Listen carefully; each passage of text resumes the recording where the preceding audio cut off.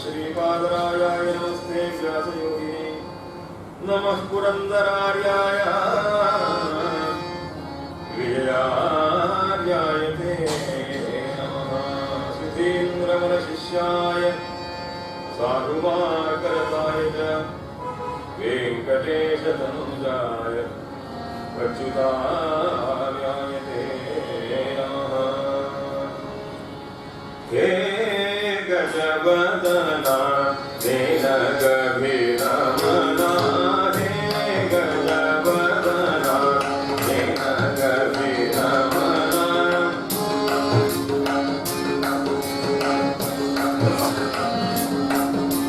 श्री गुरु गिरिजानंद पावन श्री गुरु गिरिजानंद पावन हे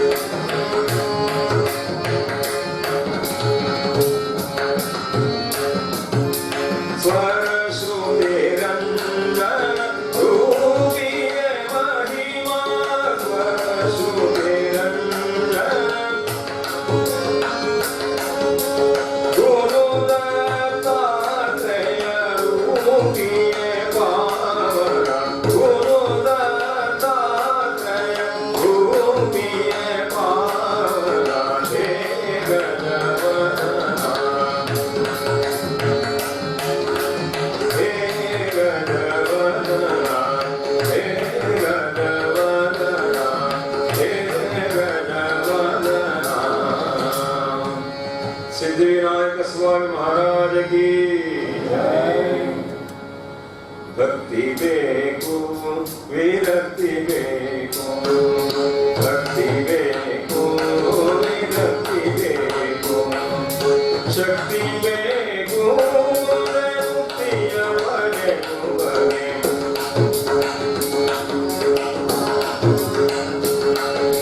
सत्यो अनुकूल बेको सुतनो सुगुण नागबेको सत्यो अनुकूल बेको सुतनो सुगुण नागबेको मतिवंत नागबेको मतिवंत नागबेको मातु मंदिर बेको भक्ति बेको विरक्ति बेको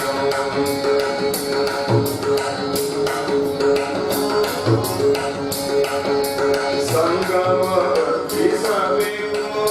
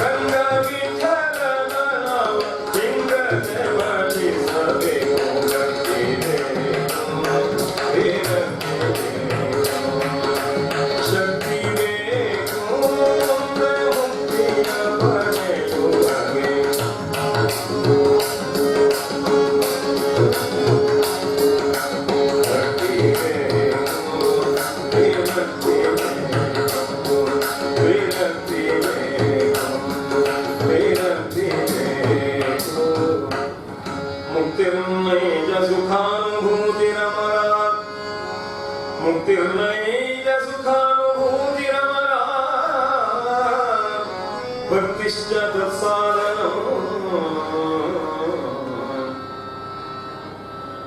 ಆಚಾರ್ಯ ಮಧ್ವರು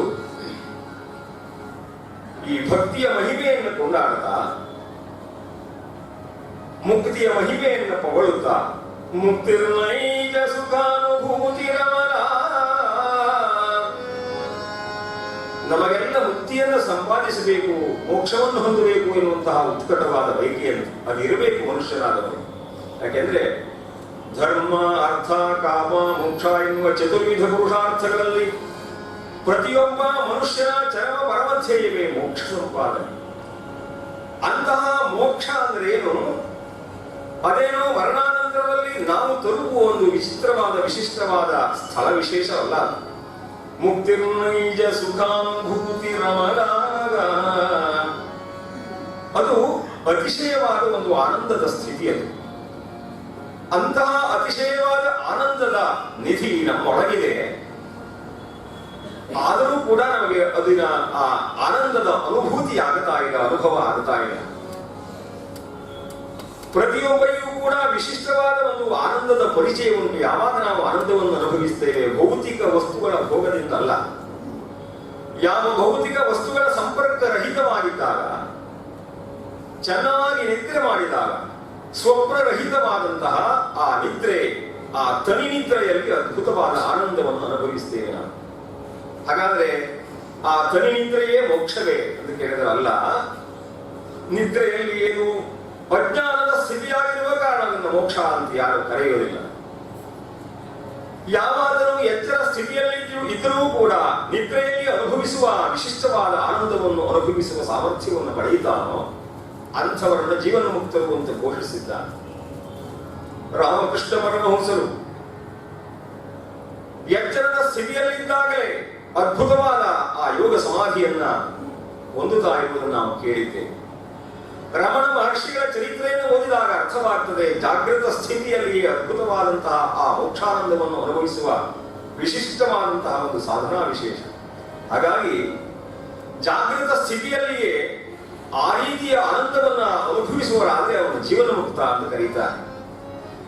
ನಮಗೆಲ್ಲರಿಗೂ ಕೂಡ ಯೋಗ್ಯತೆ ಉಂಟು. ನಮ್ಮಲ್ಲಿಯೇ ಅಂತರಂಗದಲ್ಲಿ ಆನಂದದ ನಿಧಿ ಇದ್ರೂ ಕೂಡ ಅದು ಅನುಭವಕ್ಕೆ ಬಾರದೇ ಹೋಗಿದೆ. ಕಾರಣ ಏನು ಅಂದ್ರೆ ನಮ್ಮಲ್ಲಿ ಭಕ್ತಿಯ ಕೊರತೆಯಾಗಿದೆ.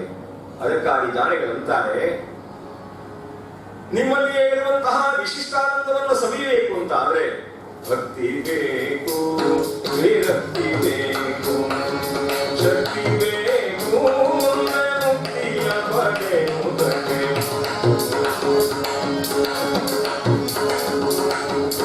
ಭಕ್ತಿ ಬೇಕು, ವಿರಕ್ತಿ ಬೇಕು.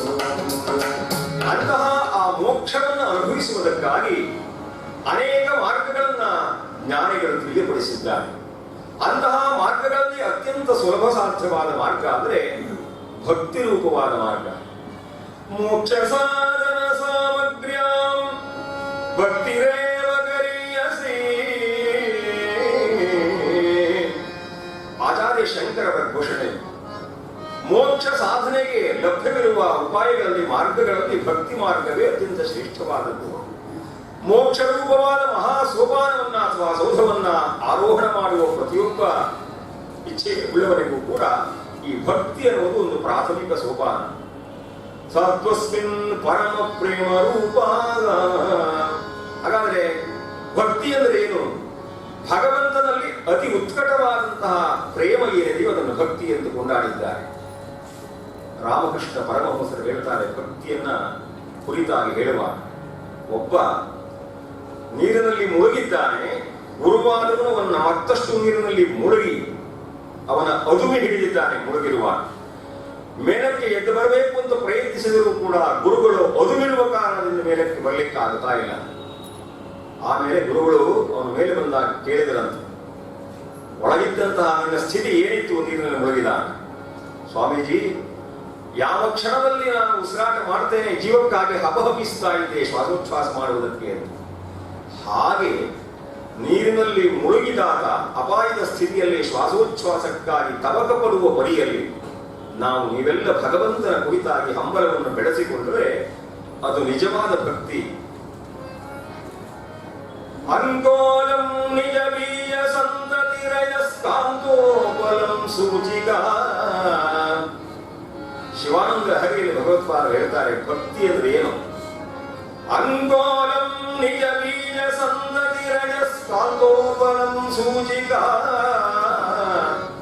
ಸಾಧ್ವೀ ನೈಜ ವಿಭುಂ ಲತಾಕ್ಷಿತಿರುಹಂ ಸಾಧ್ವೀ ನೈಜ ವಿಭುಂ ಲತಾಕ್ಷಿತಿರುಹಂ ಸಿಂಧುಸ್ಸರಿದ್ವಲ್ಲಭಂ ಚೇತೋ ವೃತ್ತಿಂ ವೇದ್ಯ ತಿಷ್ಠತಿ ಯದಾ ಸಾ ಭಕ್ತಿರಿತ್ಯುಚ್ಯತೆ. ಅಂಕೋಲ ಎನ್ನುವ ವೃಕ್ಷದ ಬೀಜ ಎಲ್ಲಿಂದ ಎಲ್ಲಿಗೆ ಹಾರಿದರೂ ಕೂಡ ಪುನಃ ಅದೇ ವೃಕ್ಷದ ಬಡಿಯಲ್ಲಿ ಬಂದು ಅಂಟಿಕೊಳ್ಳುತ್ತದೆಯಂತೆ. ಹಾಗೆಯೇ ಆ ಕಬ್ಬಿಣದ ಒಂದು ತುಂಡು ಅಯಸ್ಕಾಂತವನ್ನ ಹೇಗೆ ಭರದಿಂದ ಹೋಗಿ ಸೆಳೆದುಕೊಳ್ಳುತ್ತದೆಯೋ, ಅಂಟಿಕೊಳ್ಳುತ್ತದೆಯೋ, ಪತಿವ್ರತೆಯಾದಂತಹ ನಾರೀ ಶಿರೋಮಣಿ ಸದಾ ತನ್ನ ಮನಸ್ಸನ್ನ ಯಾವಾಗೂ ಪತಿಯ ಪಾದಮೂರಗಳಲ್ಲಿ ನಿಲ್ಲಿಸ್ತಾಳೋ, ಎಲ್ಲೋ ಗಿರಿ ಗಹ್ವರಗಳಲ್ಲಿ ಹರಿಯುತ್ತಾ ಬೆಳೆಯುತ್ತಾ ಮುಂದಕ್ಕೆ ಸಾಗುತ್ತಾ ಎಲ್ಲಾ ನದಿಗಳು ಹೇಗೆ ಸಮುದ್ರವನ್ನು ಸೇರುತ್ತಾವೆಯೋ, ಹಾಗೆಯೇ ನಮ್ಮ ಈ ಮನಸ್ಸು ಎಂಬಂತಹ ನದಿ ಭಗವಂತ ರೂಪವಾದಂತಹ ಸಮುದ್ರದ ಕಡೆಗೆ ಸದಾ ಹರಿತಾ ಇದ್ರೆ ಸಾ ಭಕ್ತಿ ರೀತ್ಯುಚ್ಯತೆ. ಭಗವಂತನ ಕಡೆಗೆ ಸದಾ ನಮ್ಮ ಮನಃಪ್ರವೃತ್ತಿ ಉಂಟಾದ್ರೆ ಭಕ್ತಿ ಎಂದು ಕರೀತಾರೆ. ಅಂತಹ ಭಕ್ತಿಗೋಸ್ಕರವಾಗಿ ನಾವು ಸಾಧಿಸಬೇಕಾದೇನು ಅಂದ್ರೆ ವಿರಕ್ತಿ ಬೇಕು, ಭಕ್ತಿ ಬೇಕು, ವಿರಕ್ತಿ ಬೇಕು, ಶಕ್ತಿ ಬೇಕು, ಮುಕ್ತಿಯ ಬಗೆಯುವಬೇಕು.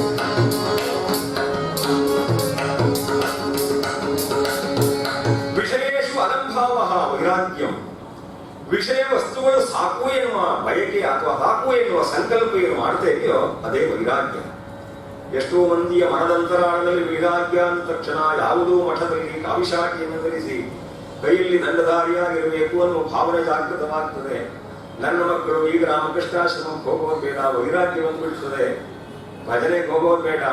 ಸಣ್ಣ ಮಕ್ಕಳನ್ನು ಕುರಿತು ಎಷ್ಟೋ ಹಿರಿಯರು ಹೇಳೋದುಂಟು, ನಮ್ಮ ಈಗ ಓದೋದಲ್ಲಿ ಒಬ್ಬ ಭಗವದ್ಗೀತೆ, ವೃದ್ಧಾಪ್ಯ ಬಂದ್ಮೇಲೆ ಅದನ್ನು ಓದ್ಬೇಕು, ಅದು ಓದ್ಬೇಡ ಅಂತ ಹೇಳುವ ಮೂರ್ಖರು ಇದ್ದಾರೆ ನಮ್ಮನ್ನು. ಆದ್ರೆ ವೈರಾಗ್ಯ ಅಂದ್ರೆ ಕೇವಲ ದಂಡ ಗ್ರಹಣ ಮಾಡಿ ಸನ್ಯಾಸಿ ಆಗುವುದು ಅಂತಲ್ಲ, ವಿಷಯೋಪಭೋಗಗಳಲ್ಲಿ ಸ್ವಲ್ಪ ಸಾಕು ಎನ್ನುವ ಭಾವನೆಯನ್ನು ಬೆಳೆಸ್ಕೊಳ್ಬೇಕಂತ. ಹಾಗಾಗಿ ನಮ್ಮಲ್ಲಿ ಇವತ್ತು ಕೂಡ ಒಬ್ಬ ಮದುವೆಯಾಗುವ ವರನಿಗೆ ಮದುವೆಯ ಪೂರ್ವ ಸಂಸ್ಕಾರದ ಅಂಗವಾಗಿ ಕಾಶಿ ಯಾತ್ರೆ ಎಂದು ಒಂದು ಸಂಸ್ಕಾರ ನಡೆಯುತ್ತದೆ. ಆ ಕಾಶಿ ಯಾತ್ರೆಯ ಉದ್ದೇಶ ಏನು, ಅದರ ಹಿನ್ನೆಲೆ ಏನು ಅಂದ್ರೆ, ಕಾಶಿಗೆ ಹೋಗುವವನು ವಿರಕ್ತನಾಗಿ ಕಾಶಿಗೆ ಹೋಗ್ತಾನೆ. ಹಾಗೆಯೇ ಒಬ್ಬ ಮುಂದೆ ಗೃಹಸ್ಥನಾಗಬೇಕಾದವನು ತನ್ನ ಗೃಹಸ್ಥ ಧರ್ಮವನ್ನು ಪರಿಪಾಲನೆ ಮಾಡ್ತಾ ಮಾಡ್ತಾ ಕೊಂಚ ಕೊಂಚ ವೈರಾಗ್ಯವನ್ನ ರೂಢಿ ಮಾಡಿಕೊಳ್ಳಬೇಕು. ಆ ಕಾಶಿಯನ್ನು ಜ್ಞಾನ ವೈರಾಗ್ಯದ ಸ್ಥಾನ. ಅಲ್ಲಿ ಹೋಗಿ ಕೊಂಚವಾದರೂ ವೈರಾಗ್ಯ ಪ್ರವೃತ್ತಿಯನ್ನು ಬೆಳೆಸಿಕೊಂಡು ಸದ್ಗೃಹಸ್ಥನಾಗಿ ಬಾಳಿಕೊಳ್ಳುವುದಕ್ಕೆ ಒಂದು ಮಾರ್ಗದರ್ಶನ ನೀಡುತ್ತದೆ ಅಂತ. ಆದ್ರೆ ಈಗ ವರ ಕಾಶಿಗೆ ಹೋಗೋದಲ್ಲ, ವರನಿಗೆ ಹೆಣ್ಣು ಕೊಟ್ಟ ತಂದೆ ತಾಯಿಗಳು ಕೈಯೆಲ್ಲ ಖಾಲಿ ಆದ ಮೇಲೆ ಕಾಶಿಗೆ ಹೊರಡಬೇಕು ಅಂತ ಪರಿಸ್ಥಿತಿ ಉಂಟು. ಹಾಗಾಗಿ ನಮಗೆ ವಿಷಯೇಷು ಅಲಂಭಾವ ವೈರಾಗ್ಯಂ. ದುರ್ದೈವ ವಶದಿಂದ ನಮ್ಮ ಮನಸ್ಸು ಇವತ್ತು ಬಯಕೆಗಳ ಬೆನ್ನ ಹತ್ತಿ ಓಡುತ್ತಾ ಇದೆ. ನಾನಾ ವಿಧವಾದಂತಹ ಸೆಟ್ಗಳನ್ನು ಮನೆ ಒಳಗೆ ತುಂಬಿಕೊಂಡಿದ್ದೇವೆ. ಫೋನ್ ಸೆಟ್ ಇದೆ, ಟಿವಿ ಸೆಟ್ ಇದೆ, ಮೊಬೈಲ್ ಸೆಟ್ ಇದೆ, ಸೋಫಾ ಸೆಟ್ ಇದೆ, ಕೆಲವರಿಗಂತೂ ಹಲ್ ಸೆಟ್ ಬೇಕೇ ಬೇಕು. ಎಲ್ಲ ವಿಧವಾದ ಸೆಟ್ಗಳು ಮನೆಯಲ್ಲಿ ತುಂಬಿಕೊಂಡಿದ್ದಾರೆ. ಇಷ್ಟಾದರೂ ಯಾರಾದ್ರೂ ಯಜಮಾನರ ಮನೆಯಲ್ಲಿ ಚೆನ್ನಾಗಿದ್ದಾರೆಯೇ ಅಂತ ಕೇಳಿದ್ರೆ ಇಲ್ಲ, ಮನಸ್ಸು ಸ್ವಲ್ಪ ಸೆಟ್ ಆಗಿದೆ, ನಾಳೆ ಬನ್ನಿ ಅಂತಾರೆ. ಎಲ್ಲ ವಿಧವಾದ ಸೆಟ್ಗಳನ್ನ ನಾವು ಸಂಗ್ರಹಿಸಿದರೂ ಮನಸ್ಸು ಅಪ್ಸೆಟ್ ಆಗಿದೆ. ಕಾರಣ ಏನು ಅಂದ್ರೆ ಮನಸ್ಸು ಶಾಂತಿಯನ್ನು ಕಳೆದುಕೊಂಡಿದೆ. ಇಂತಹ ಅಪ್ಸೆಟ್ ಆದ ಮನಸ್ಸಿಗೆ ಸ್ವಲ್ಪ ಶಾಂತಿ ಬೇಕು ಅಂತ ಆದ್ರೆ ಎಷ್ಟೋ ಜನ ಮೆಡಿಸಿನ್ ಮೊರೆ ಹೋಗುತ್ತಾರೆ. ಮೆಡಿಸಿನ್ ತಗೊಂಡು ಮನಸ್ಸಿಗೆ ಶಾಂತಿಯಲ್ಲ, ಮತ್ತಷ್ಟು ಭ್ರಾಂತಿಗೆ ಒಳಗಾಗುತ್ತೆ. ಹಾಗಾಗಿ ನೈಜವಾದ ಶಾಂತಿ ಬಂದು ಮನಸ್ಸು ಸುಸ್ಥಿತಿ ಆಗಬೇಕು ಅಂತ ಆದ್ರೆ ಮೆಡಿಸಿನ್ ಅಲ್ಲ, ಮೆಡಿಟೇಷನ್ ಅವಶ್ಯಕತೆ ಉಂಟು. ಈ ಹರಿಕಥೆ ಒಂದು ಮೆಡಿಟೇಷನ್ ಇದ್ದಾರೆ, ಭಕ್ತಿ ಎನ್ನುವುದು ಈ ಮನಸ್ಸಿಗೆ ಒಂದು ಮೆಡಿಟೇಷನ್ ಇದ್ದಾರೆ. ಹಾಗಾಗಿ ಎಲ್ಲೆಲ್ಲಿಯೋ ಹರಿದು ಹೋಗುತ್ತಿರುವ ವಿಷಯ ಭೋಗ ಪ್ರಪಂಚದಲ್ಲಿ ಇತ್ತಿಂದತ್ತ ಅತ್ತಿಂದಂತ ಆ ಕಡೆ ಈ ಕಡೆ ಸಂಚಾರಶೀಲವಾದಂತಹ ಮನಸ್ಸನ್ನ ಕೊಂಚಕಾಲವಾದರೂ ತಡೆ ಹಿಡಿಯುವುದಕ್ಕಾಗಿ ವೈರಾಗ್ಯವನ್ನು ಅಭ್ಯಾಸ ಮಾಡಿಕೊಳ್ಬೇಕು. ಒಬ್ಬ ಎಲ್ಲಿಯೋ ಯಾತ್ರೆಗೆ ಹೊರಟವನು ಕಾಡಿನ ಮಾರ್ಗವನ್ನ ಅನುಸರಿಸಿ ಮುಂದಕ್ಕೆ ಹೋಗುವಾಗ ತುಂಬ ಬಾಯಾರಿಕೆಯಾಗಿ ಜೀವಕ್ಕೆ ಆಯಾಸವಾಗಿ ವಿಶ್ರಮಿಸುವುದಕ್ಕಾಗಿ ಮರದಲ್ಲಿ ಕುಳಿತ. ಸಂತೋಷ ಅನುಭವಿಸ್ತಾನೆ, ಸ್ವಲ್ಪ ನೆಮ್ಮದಿ ಅನುಭವಿಸಿದ. ಆಮೇಲೆ ಅವನಿಗೆ ಏನೋ ಒಂದು ಭಾವನೆ ಬಂತು, ತುಂಬಾ ಬಾಯಾರಿಕೆಯಾಗಿ ಕುಡಿಯಲಿಕ್ಕೆ ಏನಾದರೂ ಇದ್ರೆ ಎಂದು ಭಾವಿಸಿಕೊಂಡ.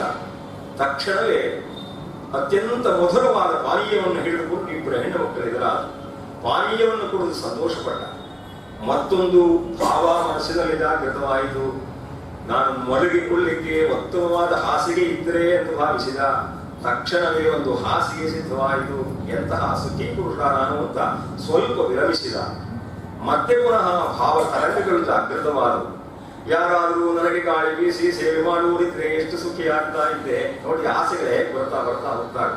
ಇಬ್ಬರು ಹೆಣ್ಣು ಮಕ್ಕಳು ಚಾಮರ ಸೇವೆಯನ್ನು ಮಾಡಲಿಕ್ಕೆ ಆರಂಭ ಮಾಡಿದರು. ಉತ್ತಮವಾದಂತಹ ಪದಾರ್ಥವನ್ನು ತಿಂದು ತಾನು ಭೋಜನ ಮಾಡಿ ಸುಖಾನುಭವಿಸಬೇಕು ಅಂತ ಆಲೋಚನೆ ಮಾಡುತ್ತಾರೆ. ಉತ್ತಮವಾದ ಭಕ್ಷ್ಯಭೋಜ್ಯಗಳು ಸಿದ್ಧವಾಗಿ ಬಂದು ತಾನು ಸುಖಿ ಧನ್ಯ ಎನ್ನುವ ಭಾವದಲ್ಲಿ ಮುಳುಗ್ತಾ ಇದ್ದಾನೆ. ಕೊನೆಗೆ ಅವನ ಮನಸ್ಸಿನಲ್ಲಿ ಏನು ಆಲೋಚನೆ ಬಂತು ಗೊತ್ತೇ? ಅಯ್ಯೋ, ಈ ಕಾಡಿನ ಮಧ್ಯದಲ್ಲಿ ಸುಖವಾಗಿ ಹಾಯಾಗಿ ಮಲ್ಕೊಂಡಿದ್ದೇನೆ. ಆಕಸ್ಮಿಕವಾಗಿ ದುರ್ದೈವದಿಂದ ವ್ಯಾಘ್ರ ಬಂದು ಇಲ್ಲೇನಾದರೂ ಹುಲಿ ಬಂದ್ರೆ ಏನು ಮಾಡುವುದು ಅಂತ ಯೋಚನೆ ಮಾಡಿ ತಕ್ಷಣ ಹುಲಿ ಪ್ರಕಟವಾಯಿತು. ಇವನ್ನೇ ಕೊಂದು ಹಾಕಿಬಿಟ್ಟಿತು.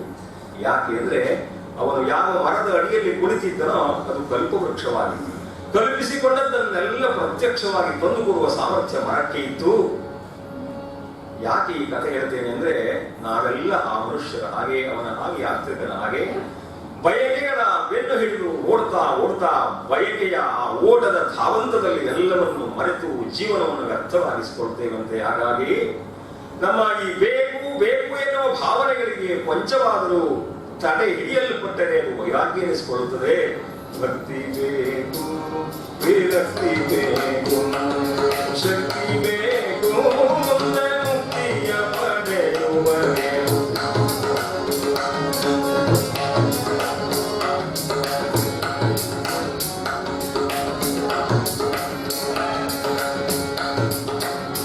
ಹೀಗೆ ಪ್ರಾಪಂಚಿಕವಾದ ವಿಷಯ ವಸ್ತುಗಳಲ್ಲಿ ನಿಧಾನವಾಗಿ ವೈರಾಗ್ಯವನ್ನು ಅಭ್ಯಾಸ ಮಾಡ್ತಾ ಭಗವಂತನ ಪಾದಮೂಲಗಳಲ್ಲಿ ನಾವು ನಮ್ಮ ಮನಸ್ಸನ್ನ ಅನುಸಂಧಾನ ಸ್ಥಾಪಿಸುವ, ನಿಧಾನವಾಗಿ ಅವನ್ನು ಮೆಚ್ಚಿಸುವಂತಹ ಕ್ರಿಯಾಕಲಾಪಗಳಲ್ಲಿ ತೊಡಗಿಕೊಂಡ್ರೆ ನಮ್ಮ ಅಂತರಂಗದಲ್ಲಿಯೇ ಇರುವ ಶ್ರೀರಂಗನ ಅನುಭವ ನಮಗೆ ಉಂಟಾಗ್ತದೆ ಅಂತ. ನಾವು ದೇವರಿಗಾಗಿ ಶಾಂತಿಗಾಗಿ ಎಲ್ಲೆಲ್ಲಿಯೂ ಹುಡುಕುವವರಲ್ಲ. ಎಷ್ಟೋ ಧರ್ಮಗಳಲ್ಲಿ ಪಂಥಗಳಲ್ಲಿ ದೇವರು ಮೇಲಿದ್ದಾನೆ ಎಂದು ಭಾವಿಸ್ತಾರೆ. ದೇವರು ಮೇಲಿಲ್ಲವಂತ. ಒಬ್ಬ ವಿದೇಶಕ್ಕೆ ಹೋದ, ಅಲ್ಲಿ ಒಂದು ಪ್ರಾಚೀನ ಕಾಲದ ಚರ್ಚ್ ಇದೆ. ಆ ಚರ್ಚಿನಲ್ಲಿ ಒಂದು ದೂರವಾಣಿ ಇದೆಯಂತೆ. ಆ ವೈಜ್ಞಾನಿಕನಿಗೆ, ಆ ಸಂಶೋಧನಾ ಛಾತ್ರ ನೋಡ್ತಾನೆ, ಇದು ವಿಶೇಷತೆ ಏನು ಅಂತ ಕೇಳುವಾಗ ಅವರು ಹೇಳಿದ್ರಂತೆ, ಇದು ದೇವರ ಜೊತೆಗೆ ಸಂಪರ್ಕ ಕಲ್ಪಿಸುವಂತಹ ದೂರವಾಣಿ. ನಾನು ಒಂದು ಕಾಲ್ ಮಾಡಬೇಕು, ಎಷ್ಟು ಅಂತ ಕೇಳ್ತಾನೆ. ಆಗ ಅವನು ಹೇಳ್ತಾನೆ, ಎಷ್ಟೋ ಮೊತ್ತದ ಹಣ, ಭಾರತೀಯರ ದೃಷ್ಟಿಗೆ ತುಂಬಾ ಅಧಿಕವಾಗಿರುವಂತ. ಯಾಕೆ ಇಷ್ಟೊಂದು ದುಡ್ಡು ಹೇಳ್ತಿರಲ್ಲ ಅಂದ್ರೆ, ಇಲ್ಲ ನಮ್ಮಲ್ಲಿ ತುಂಬಾ ದೂರದಲ್ಲಿದ್ದಾನೆ, ದೇವರ ರೂಪದಲ್ಲಿ ದೇವರಿದ್ದಾನೆ, ಸಂಪರ್ಕಕ್ಕೆ ಇಷ್ಟು ವ್ಯಯವಾಗ್ತದೆ. ಹಾಗಾದ್ರೆ ಬೇಡ ಅಂತ ಮತ್ತೊಂದು ಫ್ರಾನ್ಸ್ ದೇಶಕ್ಕೆ ಹೋದ. ಅಲ್ಲೂ ಒಂದು ಅಂತಲ್ಲಿ ಅನುಭವ. ಪ್ರಾಚೀನವಾದಂತಹ ಗುಡಿಯೊಂದರಲ್ಲಿ 11 ದೂರವಾಣಿ. ಎಷ್ಟು ಅಂತ ಕೇಳುವಾಗ ಇನ್ನೂ ಜಾಸ್ತಿ ಇದೆ ಮೌಲ್ಯ. ಹೀಗೆ 10 ದೇಶಗಳಲ್ಲಿ ಇಂತಹ ದೂರವಾಣಿ ನೋಡ್ತಾ ಕೊನೆಗೆ ಭಾರತಕ್ಕೆ ಬರ್ತಾರೆ. ಅಲ್ಲೊಂದು ದೇವ ಮಂದಿರದಲ್ಲಿ ಅಂತಹ ಒಂದು ದೂರವಾಣಿ ಕಂಡಿತು. ನಿಮ್ಮಲ್ಲಿ ಈ ದೂರವಾಣಿಯಿಂದ ದೇವರಿಗೆ ಕರೆ ಮಾಡಬೇಕು ಅಂತ ಆದ್ರೆ ಎಷ್ಟು ಬಿಲ್ ನೀವು ಮಾಡ್ತೀರಿ, ನಾವು ಎಷ್ಟು ಹಣ ಕೊಡಬೇಕಾಗ್ತದೆ ಅಂತ ಕೇಳ್ತಾರೆ. ಆಗ ಆ ಅರ್ಚಕ ಹೇಳಿದಂತೆ, ನಮ್ಮಲ್ಲಿ ತುಂಬಾ ಕಡಿಮೆ ಇದೆ ದರ, ಕೇವಲ 1 ರೂಪಾಯಿ ಇದೆ. ಬಹಳ ಆಶ್ಚರ್ಯ ಆಯ್ತು.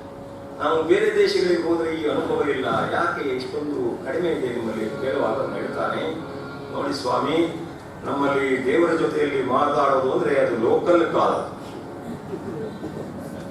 ಆದರೆ ಇತರ ದೇಶಗಳಲ್ಲೆಲ್ಲ ಭಗವಂತನಿಗೆ ಕಾಲ್ ಮಾಡೋದು ಲೋಕಲ್ ಆಗೋದಿಲ್ಲ. ಭಾರತದಲ್ಲಿ ಮಾತ್ರ ದೇವರ ಜೊತೆಯಲ್ಲಿ ಸಂಭಾಷಣೆ ಅಂದ್ರೆ ಲೋಕಲ್ ಕಾಲ್ ಇದ್ದಾನೆ. ದೇವರು ಎಲ್ಲಿಯೋ ಇದ್ದಾನೆ ಅಂತ ಭಾವನೆ ಇಲ್ಲ. ಹಾಗಾಗಿ ನಮ್ಮ ಅಂತರಂಗದಲ್ಲೇ ಇದ್ದಾನೆ ಅವರು. ಅಂತರಂಗದಲ್ಲೇ ಇದ್ರೂ ಕೂಡ ನಾವು ಫೋನ್ಗೆ ಸಿಗುತ್ತಾ ಇಲ್ಲ, ಕಾರಣ ನಾಟ್ ರೀಚಬಲ್ ಅಂತ ಬರ್ತದೆ ಯಾವಾಗ, ಅಥವಾ ವ್ಯಾಪ್ತಿ ಪ್ರದೇಶದ ಹೊರಗಿದ್ದಾನೆ ಅಂತ ಬರ್ತದೆ ನಾವು ದೇವರ ಜೊತೆಗೆ ಸಂಪರ್ಕ ಮಾಡುವಾಗೆಲ್ಲ. ಕಾರಣ ಏನು ಅಂದ್ರೆ ನೆಟ್ವರ್ಕ್ ಪ್ರಾಬ್ಲಮ್. ನಮ್ಮ ತಲೆಯಲ್ಲಿ, ನಮ್ಮ ಹೃದಯದಲ್ಲಿ ಭಗವಂತನ ಜೊತೆಗೆ ಸಂಬಂಧ ಬೆಸೆಯುವ ಒಂದು ನೆಟ್ವರ್ಕ್ ಸ್ಥಾಪನೆ ಆಗಬೇಕು. ಅಂತಹ ನೆಟ್ವರ್ಕ್ ಏನಂತಾರೆ ಅಂದ್ರೆ ಭಕ್ತಿ ಬೇಕು, ವಿರಕ್ತಿ ಬೇಕು, ಭಕ್ತಿ ಬೇಕು, ವಿರಕ್ತಿ ಬೇಕು, ಶಕ್ತಿ ಬೇಕು, ಮುಕ್ತಿಯ ಪಡೆಯುವಗೆ.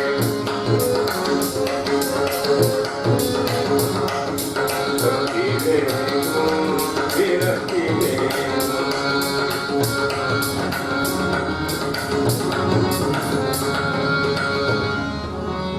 ಅಖಿಲಾಂಗ ಕೋಟಿ ಬ್ರಹ್ಮಾಂಡ ನಾಯಕನಾದಂತಹ ಭಗವಂತನ ಅದ್ಭುತವಾದ ಮಹಿಮೆಗಳನ್ನ ಕೊಂಡಾಡುವಂತಹ, ಅವರ ನಾಮಗಳನ್ನು ಶ್ರವಣ ಮಾಡುವಂತಹ, ಅವರ ಮಹಿಮೆಗಳನ್ನು ವರ್ಣಿಸುವಂತಹ, ಹೀಗೆ ಭಕ್ತಿಯ ಮಾರ್ಗದಲ್ಲಿ, ಭಕ್ತಿಯ ಅಭಿವ್ಯಕ್ತಿಯಲ್ಲಿ ಅನೇಕ ವಿಧವಾದ ಮಾರ್ಗಗಳುಂಟು.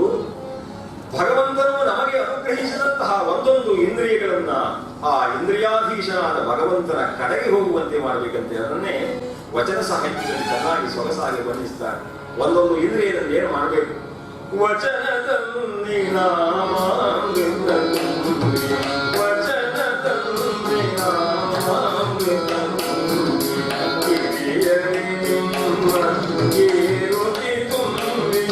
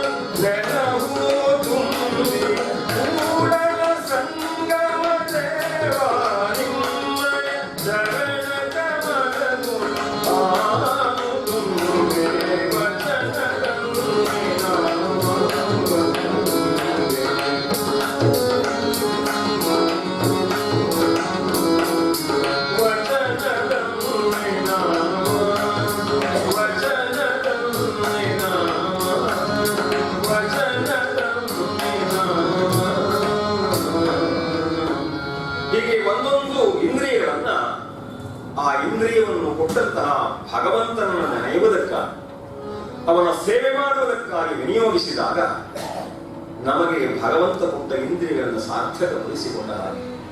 ಆದರೆ ಎಷ್ಟೋ ಜನ ಅಂತಾರೆ, ಯಾಕೆ ಸುಮ್ಮನೆ ಹರಿಕಥೆ, ಯಾಕೆ ಭಗವದ್ಗೀತೆ, ನಿಮಗೆ ಈಗ ಇಂದ್ರಿಯ ಕೊಟ್ಟಿದ್ದಾನೆ, ಅದನ್ನು ಅನುಭವಿಸಿ.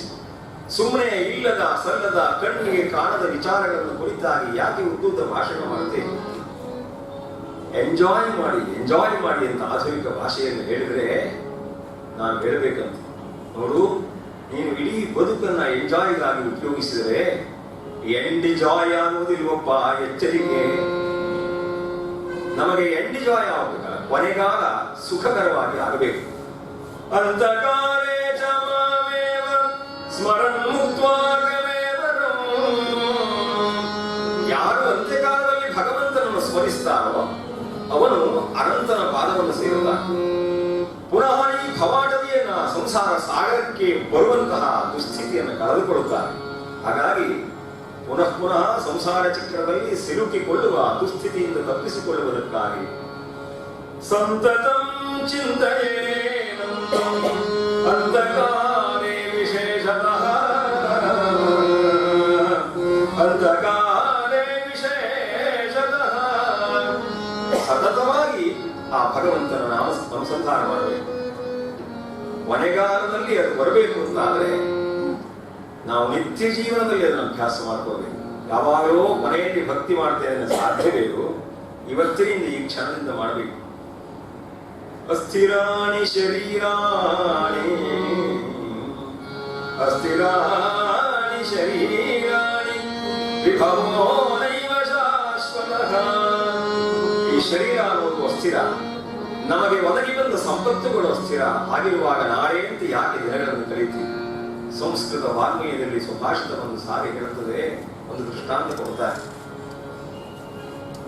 ಸರೋವರದಲ್ಲಿ ಅರಳಿ ನಿಂತಿದೆ ಕಮಲ ಪುಷ್ಪ, ಆ ಕಮಲ ಪುಷ್ಪದ ಮಕರಂದವನ್ನು ಆಸ್ವಾದ ಮಾಡುವುದಕ್ಕಾಗಿ ದುಂಬಿಯೊಂದು ಬೆಳಗಿನ ಜಾವವೇ ಉಪಸ್ಥಿತವಾಗಿದೆ. ಆ ಮಕರಂದವನ್ನು ಆಸ್ವಾದನೆ ಮಾಡ್ತಾ ಮಾಡ್ತಾ ಮೈ ಮರೆತಿದೆ. ಪ್ರಾಕೃತಿಕವಾದಂತಹ ಸ್ಥಿತಿಗತಿಗಳು ಕೂಡ ಮರೆತು ಹೋಗಿದೆ. ಆಗ ಏನಾಗಿದೆ ಅಂತೆ, ಸೂರ್ಯಾಸ್ತವಾಗ್ತಾ ಇದೆ. ಕಮಲ ಪುಷ್ಪದ ಎಲ್ಲ ದಳಗಳು ಮುಚ್ಚಿಕೊಳ್ತಾ ಇವೆ. ಆದರೂ ಗಮನಕ್ಕೆ ಬರಲಿಲ್ಲ.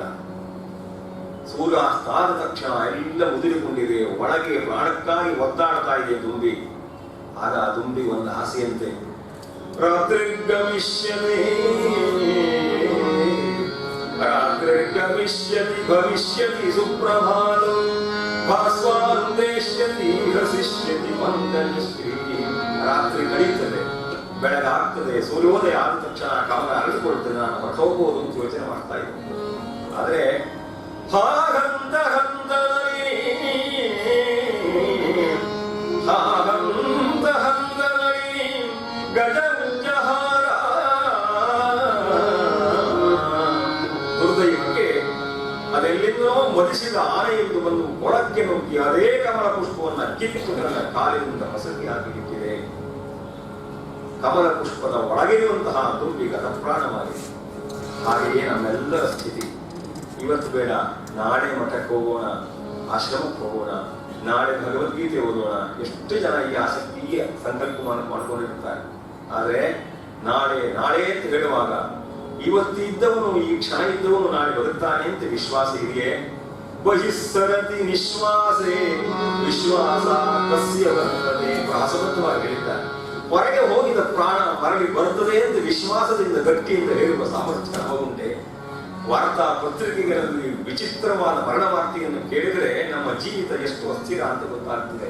ಹಾಗಾಗಿ ಆ ದುಂಬಿಯ ಹಾಗೆ ಈ ಸಂಸಾರ ರೂಪದ ಕಮಲದಲ್ಲಿ ವಿಷಯ ವಸ್ತುಗಳ ಆಸ್ವಾದನೆಯ ಭರದಲ್ಲಿ ನಾವು ಮುಳುಗಿಕೊಂಡಿದ್ದೇವೆ. ಶಬ್ದ ಸ್ಪರ್ಶ ರೂಪ ರಸ ಗಂಧ ಎನ್ನುವ ಪಂಚ ವಿಷಯಗಳ ಉಪಾಸನೆಗಾಗಿ ನಮ್ಮ ಇಂದ್ರಿಯಗಳನ್ನೆಲ್ಲ ನಾವು ವಿನಿಯೋಗಿಸ್ತಾ ಇದ್ದೇವೆ. ಹೀಗೆ ಸಂಸಾರದ ಕಮಲದಲ್ಲಿ ದುಂಬಿಯೋಪಾದಿಯಲ್ಲಿ ಜೀವಿಗಳಾದ ನಾವು ಮುಳುಗಿಕೊಂಡಿದ್ದಾಗ ಕಾಲಪುರುಷ ನಮಗೆ ಯಾವ ಸೂಚನೆಯನ್ನು ಕೊಡದೆ ಎತ್ತುಕೊಂಡು ಹೋಗುವುದಿಲ್ವೇ? ಹಾಗಾಗಿ ಆ ಅಂತಕನ ಆಗಮನ ಆಗುವ ಮುನ್ನವೇ ಭಕ್ತಿ ಬೇಕು, ವಿರಕ್ತಿ ಬೇಕು, ಭಕ್ತಿ ಬೇಕು, ವಿರಕ್ತಿ ಬೇಕು, ಶಕ್ತಿ ಬೇಕು, ಮುಕ್ತಿಯ ಬಗೆಯುವುದಕ್ಕೆ.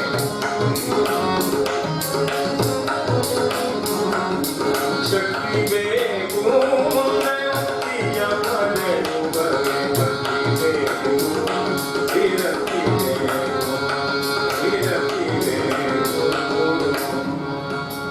ಈ ಭಕ್ತಿಯನ್ನೇ ದೃಢವಾಗಿ ಅವಲಂಬಿಸಿ ಭಗವಂತನ ಪೂರ್ಣ ಅನುಗ್ರಹಕ್ಕೆ ಪಾತ್ರನಾದ ಭಕ್ತೋತ್ತಮನಾದ ಪ್ರಾತಸ್ಮರಣೀಯನಾದ ಅಂಬರೀಷ ಮಹಾರಾಜನ ಚರಿತ್ರೆಯನ್ನ ನಾವು ನೀವೆಲ್ಲ ಈ ಏಕಾದಶಿಯ ಪುಣ್ಯ ಪರ್ವಕಾಲದಲ್ಲಿ ಶ್ರವಣ ಮಾಡುವಂತೆ.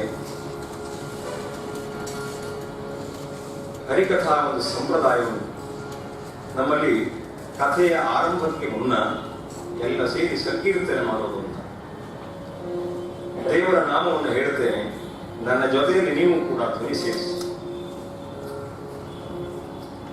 ರಾಮಕೃಷ್ಣ ಗೋವಿಂದ ನಾರಾಯಣ,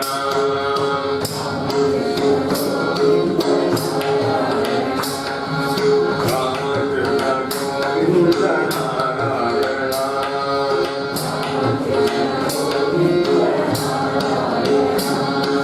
ಕೃಷ್ಣ ರಾಮ ಗೋವಿಂದ ನಾರಾಯಣ,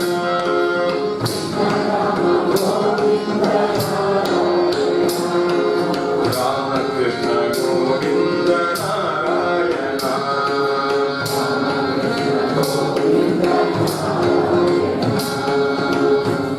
ದೇವರ ಸ್ಮರಣೆ ಮಾಡುವಾಗ, ಭಜನೆ ಮಾಡುವಾಗ, ಸಾಮೂಹಿಕ ಸಂಕೀರ್ತನೆ ಮಾಡುವಾಗ ಸ್ವಲ್ಪ ನಾಚಿಕೆ ಬರುತ್ತದೆ. ಆದ್ರೆ ದೇವರ ನಾಮ ಹೇಳ್ಕೊಡ್ಲಿಕ್ಕೆ ನಮಗೆ ಯಾಕೆ ನಾಚಿಕೆ ಬರಬೇಕು? ತುಂಬಾ ನಿಮಗೆ ನಾಚಿಕೆ, ಸಂಕೋಚ. ಕೆಲವರಂತಾರೆ, ದಾಸರೇ ನನ್ನ ಧ್ವನಿ ಸರಿ ಇಲ್ರಿ, ದೊಡ್ಡ ಕೇಳ್ತಿದ್ದೆ. ನಮಗೆ ಧ್ವನಿ ಬೇಕಿಲ್ಲ, ಭಗವಂತನಿಗೆ ಭಕ್ತಿ ಭಾವ ಬೇಕಂತ. ಹಾಗಾಗಿ ನಾಚಿಕೆ ಪಟ್ಕೊಳ್ಬೇಕು. ಇನ್ನೇನಾದ್ರೂ ನಾಚಿಕೆ ಆಯ್ತು ಅಂತ ಅಂದ್ರೆ ನಿಮ್ಮ ಹೆಸರಿಗೆ ಹೇಳಿಕೊಳ್ಳಿ. ನಮ್ಮ ಪೂರ್ವಜರು ಒಂದು ಪುಣ್ಯ ಮಾಡಿದ್ದಾರೆ, ಎಲ್ಲರಿಗೆ ದೇವರ ಹೆಸರಿಟ್ಟಿದ್ದಾರೆ. ನಾರಾಯಣ, ಗೋಪಾಲ, ವಾಸುದೇವ, ಮಹೇಶ ಎಲ್ಲ ದೇವರ ಹೆಸರು. ಇಲ್ಲೂ ಹಾಗೆಯೇ ಎಲ್ಲ ಮಹಿಳೆಯರಿಗೂ ಕೂಡ ನಮ್ಮಲ್ಲಿ ದೈವ ಸ್ವರೂಪದ ನೆನಪಿಗೆ ಬರುವ ಹಾಗೆ ಸರಸ್ವತಿ, ಶಾರದೆ, ವೀಣಾ ಇಂಥದ್ದೇ ಹೆಸರು. ಸುದೈವಕ್ಕೆ ಬಕಾಸುರ, ರಾವಣ, ದುಶಾಸನ ಎಲ್ಲ ಬಗೆಗಳಿವೆ. ಹಾಗೆ ಇಲ್ಲಿ ತಾಟಕಿ ಮತ್ತೆ ಲಂಕಿಣಿ ಮೊದಲಾದ ಹೆಸರುಗಳು ಜಾಗೃತ ಇನ್ನೂ ಪ್ರಚಾರಕ್ಕೆ ಬರಲಿಲ್ಲ, ಮುಂದೆ ಬರಬಹುದು. ಹಾಗಾಗಿ ನಾಚಿಕೆ ಆದರೆ ನಿಮ್ಮ ಹೆಸರೇ ಹೇಳ್ಕೊಳ್ಳಿ. ಆದರೆ ರಾಮಕೃಷ್ಣ ಆಶ್ರಮಕ್ಕೆ ಬರುವವರಿಗೆ ದೇವರ ನಾಮ ಹೇಳಲಿಕ್ಕೆ ನಾಚಿಕೆ ಆಗುವ ಸಂಕೋಚದ ಸ್ವಭಾವ ಇಲ್ಲ ಅಂತ ನನಗೆ ವಿಶ್ವಾಸ ಉಂಟು. ನಮ್ಮಲ್ಲಿ ಸಾಕ್ಷರರು ಬೇರೆ, ಸುಸಂಸ್ಕೃತರು ಬೇರೆ. ಸಾಕ್ಷರರಿಗೆ ಪುನಃ ಪುನಃ ಹೇಳಬೇಕು, ಸೂಚನೆ ಕೊಡಬೇಕು, ಬೋರ್ಡ್ ಹಾಕಬೇಕು, ಇಲ್ಲಿ ಪಾದರಕ್ಷೆ ಇಡಿ, ಇಲ್ಲಿ ಕಳ್ತನ ಮಾಡಬೇಡಿ, ಇಲ್ಲಿ ಮೌನವಾಗಿರಿ, ತುಂಬ ಸೂಚನಾ ಫಲಕಗಳು ಬೇಕು. ಈ ಸುಶಿಕ್ಷಿತರು ಅಥವಾ ಸುಸಂಸ್ಕೃತರು ಇರುವಾಗ ಸೂಚನೆಗಳ ಅಗತ್ಯ ಇರೋದಿಲ್ಲ. ನೀವು ಸಿನಿಮಾ ಟಾಕೀಸ್ ನೋಡಿ, ಅಲ್ಲಿ ಎಲ್ಲ ಗೋಡೆ ತುಂಬ ಬರಹ ಇರ್ತದೆ. ಮಾತಾಡಬೇಡಿ, ಒಬ್ರಿಗೊಬ್ರು ಜಗಳ ಮಾಡಬೇಡಿ, ಕಂಡಲ್ಲಿ ಉಗಡಬೇಡಿ ಎಲ್ಲ ಇರ್ತದೆ. ಆದರೆ ಈ ಹರಿಕಥಾ ಸಭೆಯಲ್ಲಿ ಇದು ಕೇವಲ ನಾಗರಿಕರ ಸಭೆಯಲ್ಲ, ಸುಸಂಸ್ಕೃತರ ಸಭೆ. ಹಾಗಾಗಿ ನಿಮಗೆ ಯಾರಿಗೆ ಅಧಿಕ ಸೂಚನೆ ಇಲ್ಲ, ಮತ್ತೆ ಗಲಾಟೆಗೆ ಅವಕಾಶ ಇಲ್ಲ. ಹರಿಕಥಾ ಸಭೆಯಲ್ಲಿ ಎಲ್ಲಿಯೂ ಕೂಡ ಪೊಲೀಸರು ಬಂದ ದಾಖಲೆ ಇಲ್ಲ. ಯಾಕೆಂದ್ರೆ ಇದೆಲ್ಲರನ್ನ ಸೇರಿಸುವಂತಹ ಭಕ್ತಿಯ ಕಾರ್ಯಕ್ರಮ. ಪೊಲೀಸರು ಬಂದರೂ ಕೂಡ ಒಂದು ಕಡೆ ಕುಳಿತು ಒಂದು ಸ್ವಲ್ಪ ಹೊತ್ತು ಜಂಜಾಟವನ್ನು ಬಂದು ಹರಿಕಥೆ ಕೇಳುತ್ತಾರೆ. ಹೀಗಾಗಿ ಎಲ್ಲರನ್ನು ಒಗ್ಗೂಡಿಸುವಂತಹ ಶಕ್ತಿ ಭಗವಂತನ ನಾಮದಲ್ಲಿ ಉಂಟು. ನೀವೆಲ್ಲ ನಿಮಗೆ ಇರುವ ಧ್ವನಿಯಲ್ಲಿ ಭಕ್ತಿಯಿಂದ ಕೊಂಚ ನಾಚಿಕೆಯೇನಾದರೂ ಅಡ್ಡಿಪಡಿಸಿದರೆ ಕಣ್ಣು ಮುಚ್ಚಿಕೊಂಡು ಈ ನಾಮ ಸಂಕೀರ್ತನೆಯಲ್ಲಿ ಪಾಲ್ಗೊಳ್ಬೇಕು. ಸಂಕೀರ್ತನೆ, ನಾಮ ಸಂಕೀರ್ತನೆ. ನಮ್ಮಲ್ಲಿ ಭೋಜನ ಸಮಾರಾಧನೆ ಅಂತ ಎರಡು ಉಂಟು, ಅಥವಾ ಅರ್ಚನ, ಸಮಾರಾಧನೆ. ಅರ್ಚನೆಯಲ್ಲಿ ಕಡಿಮೆ ಜನ ಇರ್ತಾರೆ, ಸಮಾರಾಧನೆ ಹೊತ್ತು ಎಲ್ಲ ಜನ ಸೇರಿಕೊಳ್ತಾರೆ. ಹಾಗೆ ಇಲ್ಲಿ ಕೀರ್ತನೆ ನಾನೊಬ್ಬರೇ ಮಾಡೋದು, ಈ ಸಂಕೀರ್ತನೆ ನೀವೆಲ್ಲ ಸೇರಿ ಮಾಡಬೇಕು. ರಾಮ ಕೃಷ್ಣ ಗೋವಿಂದ ನಾರಾಯಣ,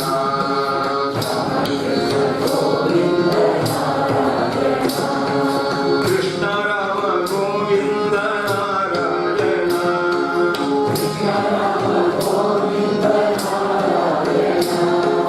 ರಾಮ ಕೃಷ್ಣ ಗೋವಿಂದ ನಾರಾಯಣ.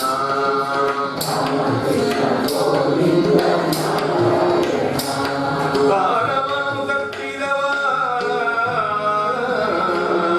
ಪಾಪವನ್ನು ಮಟ್ಟಿದವ. ಭಗವಂತನ ಭಜನೆಯಿಂದ ಕರತಾಳನ ಪುರಸ್ಸರವಾಗಿ ಮಾಡಬೇಕು. ಯಾಕೆಂದ್ರೆ ಆ ತಾಳ ತಟ್ಟುವುದರಿಂದ ನಮ್ಮ ಚಿತ್ತದಲ್ಲಿ ಅಡಗಿರುವ ಪಾಪ ಪಕ್ಷಿಗಳು ದೂರ ಹೋಗ್ತಾವೆ. ಪಾಪವನ್ನು ಒಟ್ಟಿದವ ಅಂತ ಪುರಂದರದಾಸರು ಹೇಳ್ತಾರೆ. ಹಾಗಾಗಿ ಕರತಾಳನ ಪುರಸ್ಸರವಾಗಿ ಭಗವಂತನ ನಾಮಾನುಸಂಧಾನ. ಶ್ರೀರಾಮ ಜಯ ರಾಮ ಜಯ ಜಯ ರಾಮ,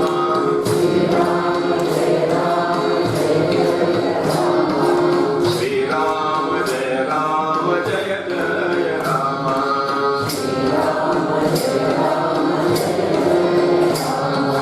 ಶ್ರೀರಾಮ ಜಯ ರಾಮ ಜಯ ಜಯ ರಾಮ.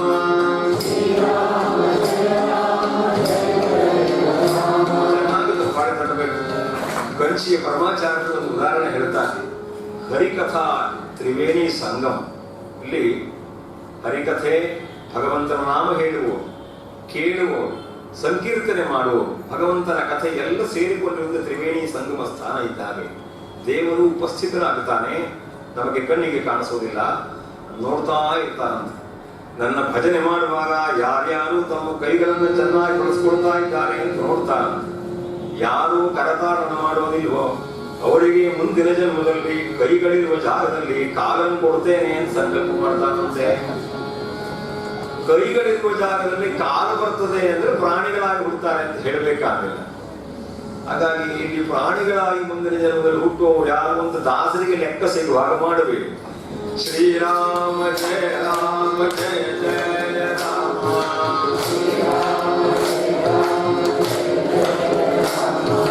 ಶ್ರೀರಾಮ ಜಯ ರಾಮ ಜಯ ಜಯ ರಾಮ,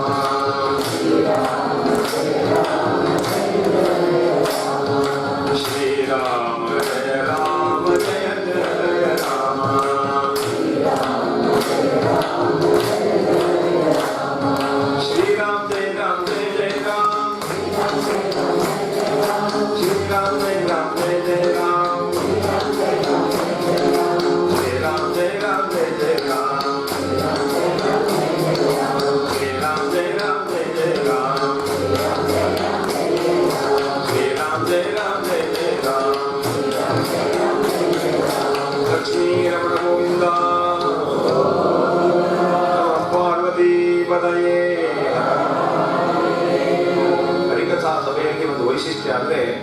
ನಾವು ಒಬ್ಬರನ್ನ ಅಧ್ಯಕ್ಷರು ಅಂತ ಇಟ್ಕೊಳ್ಳೋದಿಲ್ಲ, ಎಲ್ಲ ಸಭೆಯಲ್ಲಿ ಹೇಳ್ತೇವೆ ಅದನ್ನು.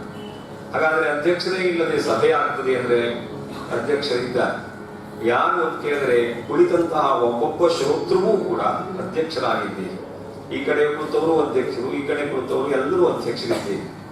ಹಾಗಾಗಿ ಅಧ್ಯಕ್ಷರಾದ ನಿಮ್ಮ ಬಳಿಯಲ್ಲಿ ನಮ್ಮದೊಂದು ಸವಿನಯ ವಿನಂತಿ ಅಂದ್ರೆ, ಜವಾಬ್ದಾರಿ ಇದೆ, ಮಧ್ಯದಲ್ಲಿ ಎದ್ದು ಹೋಗ್ಲಿಕ್ಕಿಲ್ಲ, ಆಮೇಲೆ ಮಾತನಾಡ್ಲಿಕ್ಕಿಲ್ಲ, ಪರಸ್ಪರ ಸಂಭಾಷಣೆ ನಿಷೇಧ, ನಿದ್ರೆ ಮಾಡ್ಲಿಕ್ಕಿಲ್ಲ. ಯಾಕಂದ್ರೆ ಹರಿಕಥೆಗೂ ನಿದ್ರೆಗೂ ನಿಕಟ ಸಂಬಂಧ ಇದೆ. ನಿದ್ರಾಯಾಹ ತ್ರೀಣಿ ಸ್ಥಾನಾನಿ ಪುರಾಣಂ ಪುಸ್ತಕಂ ಜಪಃ. ಹಿರಿಯರ ಮಾತು, ಪುರಾಣ ಪುಸ್ತಕ ಜಪ, ಈ ಮೂರು ನಿದ್ರೆಗೆ ಹೇಳಿದ ಸ್ಥಾನಗಳು. ಈ ಹರಿಕಥೆ ಮತ್ತು ಪುರಾಣಕ್ಕೆ ತುಂಬಾ ಬಾಂಧವ್ಯ ಉಂಟು. ನಮ್ಮಲ್ಲಿ ಶ್ರುತಿ ಪೇಟಿಗೆ ಇರೋದ್ರಿಂದ ತುಂಬಾ ಅಪಾಯಕ. ನಿದ್ರೆಗೆ ವಶರಾಗಿಬಿಡ್ತಾರೆ. ಅದ್ರ ದೂರ ಹೋಗ್ಬೇಕು ಅಂತ ಆದ್ರೆ ನೀವು ನಿಮ್ಮ ಅಧ್ಯಕ್ಷ ಸ್ಥಾನವನ್ನು ಸರಿಯಾಗಿ ನಿರ್ವಹಿಸಿಕೊಳ್ಬೇಕು. ಆಮೇಲೆ ಮಧ್ಯೆ ಮಧ್ಯೆ ನಾವು ಹೇಳಿದಾಗ ಮಹಾದೇವನ್ ಹರ ಮಹಾದೇವ, ಹಾಗೆ ಲಕ್ಷ್ಮೀ ರಮಣ ಗೋವಿಂದ ಇತ್ಯಾದಿ ಧ್ವನಿ ಸೇರಿಸಬೇಕು.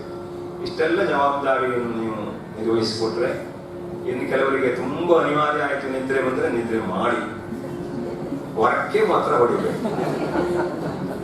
ನನಗೆ ತೊಂದರೆ ಇಲ್ಲ, ಪಕ್ಕದಲ್ಲಿದ್ದವರಿಗೆ ಎಚ್ಚರ ಆಗಬಾರದು ಅಂತ ಕಷ್ಟ. ಹಾಗೆ ಈ ನಿವೇದನೆಗಳನ್ನೆಲ್ಲ ನೀವು ಪಾಲಿಸ್ತೀರಿ ಅಂತ ವಿಶ್ವಾಸದಿಂದ ಭಕ್ತ ಅಂಬರೀಷನ ಕಥೆಯನ್ನ ಉಪಕ್ರಮ ಮಾಡೋಣ. ನವಾಗನ ಸುತ ಅಂಬರೀಷ ಧರಣಿಯ ಪಾಲಿಪನಿ ವಿಷ್ಣು ಭಕ್ತನವರಂಜಿಪ ಪ್ರಜೆಗಳ ಅನವರತವು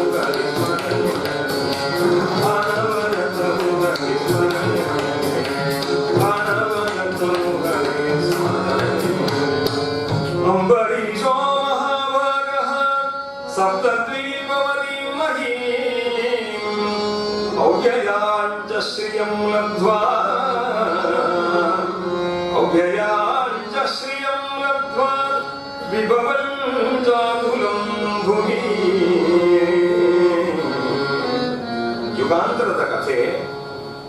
ಸೂರ್ಯವಂಶ ಸಂಭೂತನಾದಂತಹ ನಾಭಾಗೆಂಬ ಮಹಾರಾಜನ ಮಗ ಅಂಬರೀಷ ಅತ್ಯಂತ ಧಾರ್ಮಿಕ, ಸಾತ್ವಿಕ ಗುಣಗಳಿಂದ ಯುಕ್ತನಾದವನು. ಅವನನ್ನ ಭಾಗವತ ವರ್ಣಿಸುತ್ತದೆ. ಸಪ್ತದ್ವೀಪವತಿ ಮಹೀಂ, ಸಪ್ತದ್ವೀಪಗಳಿಂದ ಒಳಗೂಡಿದಂತಹ ಅಖಂಡವಾದ ಭೂಮಂಡಲಕ್ಕೆ ತಾನೇ ಚಕ್ರವರ್ತಿ ಎನಿಸಿ ಅವ್ಯಯಾಂಚ ಶ್ರಿಯಂ ಲಬ್ಧ್ವಾ ಮಧುರವಾದ ಐಶ್ವರ್ಯಗಳನ್ನು ಪಡೆದುಕೊಂಡಿದ್ದಾನೆ ಮಹಾರಾಜ. ಸಕಲ ವಿಧವಾದಂತಹ ವಿಭವ ಸಂಪತ್ತುಗಳನ್ನ ತಾನು ಹೊಂದಿದರೂ ಕೂಡ ಕೊಂಚವೂ ಆ ಅಧಿಕಾರದಿಂದಾಗಿ ಸಂಪತ್ತಿನಿಂದಾಗಿ ಅಹಂಕಾರವನ್ನು ಪಡೆದೆ ಮಮಕಾರಕ್ಕೆ ಒಳಗಾಗದೆ ಧರ್ಮ ಸಂದೇಶವನ್ನು ಅನುಸರಿಸ್ತಾ ಶಾಸ್ತ್ರೋಕ್ತ ವಿಧಿವಿಧಾನಗಳನ್ನ ಅನುಸರಿಸ್ತಾ ಎಲ್ಲ ಪ್ರಜೆಗಳ ಪ್ರೀತಿಗೆ ತಾನೇ ಪಾತ್ರನಾಗಿದ್ದಾನೆ.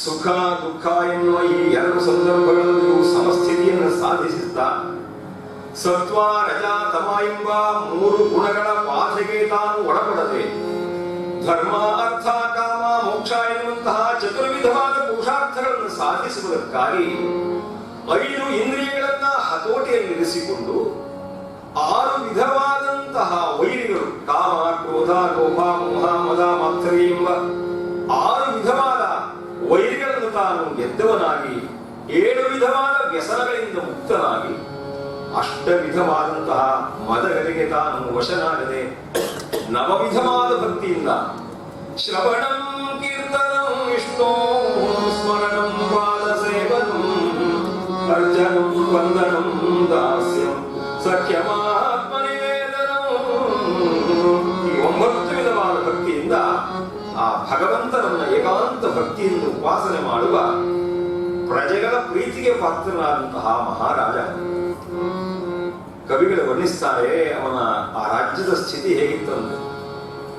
ಹಿರಿಯಲ್ ವೈರಿಗಳಿಲ್ಲ, ದಾನ ಬೆಸಗಲು ದಾನಾರ್ಥಿಗಳಿಲ್ಲ.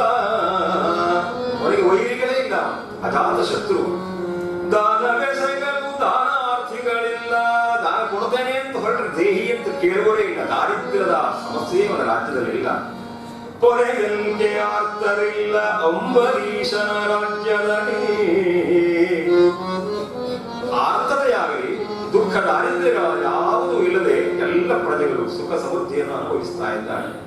ರಂಜಯತಿ ಇತಿ ರಾಜ, ಎಲ್ಲ ಪ್ರಜೆಗಳನ್ನು ಸಂತೋಷಗೊಳಿಸ್ತಾ ಇದ್ದಾನೆ. ರಾಜ್ಯವನ್ನು ನಿರ್ವಹಿಸುವ ಅಖಿಲ ಭೂಮಂಡಲದ ಒಡೆಯನಾಗಿದ್ದರೂ ಕೂಡ ವಂಚವು ಮಾನಸಿಕವಾದಂತಹ ದುಃಖವನ್ನು ಹೊಂದದೆ ಅಥವಾ ಕಾರ್ಯಭಾರದಿಂದಾಗಿ ಸಂಕಟವನ್ನು ಅನುಭವಿಸದೆ ನಿರಂತರವಾಗಿ ಭಗವಂತನ ಪಾದಾರವಿಂದಗಳನ್ನು ತನ್ನ ಮನಸ್ಸನ್ನು ಸೇರಿಸ್ತಾ ಇದ್ದ. ಒಂದೊಂದು ಇಂದ್ರಿಯಗಳನ್ನು ದೇವರ ಸೇವೆಗಾಗಿ ಭಾಗವತ ಗ್ರಂಥ ವರ್ಣಿಸುತ್ತದೆ.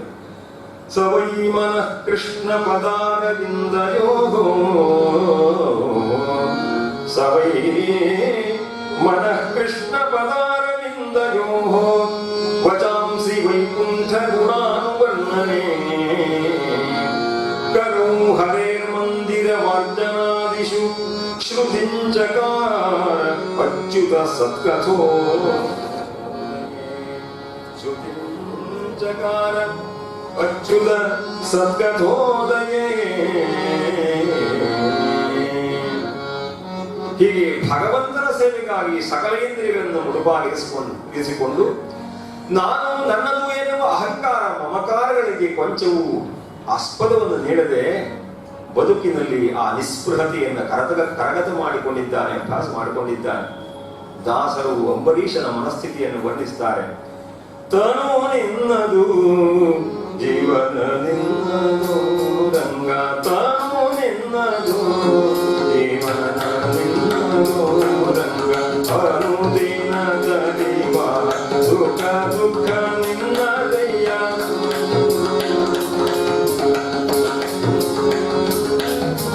ಅನುದಿನದ ದೀವ ಸುಖ ದುಃಖ ನಿನ್ನದಯ್ಯ, ತನು ನಿನ್ನದು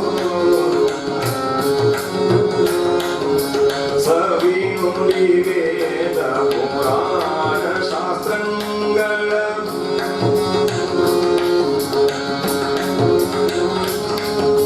ಕಿವಿನಿಂದ ಕೇಳುವ ಕಥೆ ನಿನ್ನದು, ನವ ಮೋಹನಾಂಗಿಯ ರೂಪದ ಕಣ್ಣಿಂದ ಸೇವಿಕದರೆ ನೋಡುವ ಆ ನೋಟ ನಿನ್ನದೆಯ, ಸೇವಿಕದರೆ ನೋಡುವ ಆ ನೋಟ ನಿನ್ನದೆಯ, ತನು ನಿನ್ನದು ಜೀವನ ನಿನ್ನದು.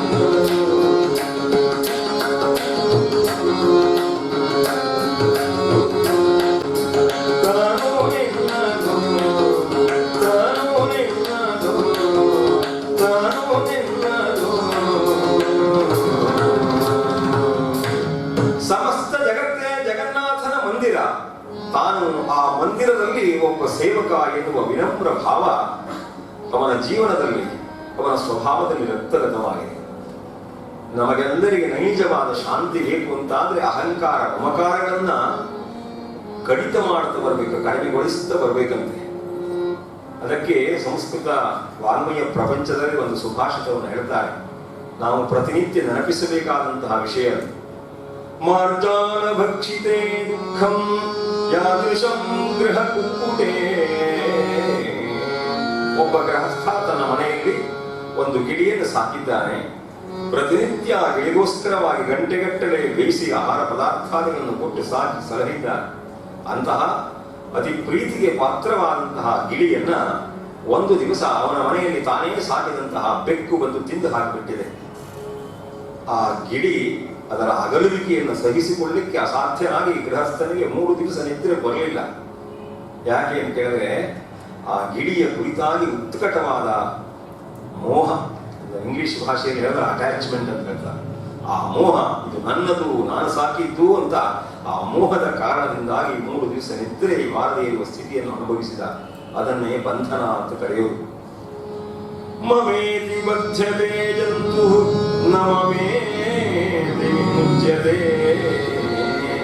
ನನ್ನದು ಎನ್ನುವ ಭಾವ ಎಷ್ಟು ನಾವು ಅಂಟಿಕೊಳ್ಳುತ್ತೇವೆಯೋ, ಆ ನನ್ನದು ಎನ್ನುವ ವಸ್ತು ಮಾಯವಾದರೆ ತೀವ್ರವಾದ ಸಂಕಟವನ್ನು ಅನುಭವಿಸ್ತೇವೆ, ಮನಸ್ಸು ಭಾರಗೊಳ್ಳುತ್ತದೆ. ಅದನ್ನೇ ನಾವು ಬಂಧನ ಅಂತ ಕರೆಯೋದು. 3 ದಿವಸ ನಿದ್ರೆ ಮಾಡಲಿಲ್ಲ. ಯಾಕೆ? ಮಮೇತಿ ಬದ್ಧತೆ ಜಂತು.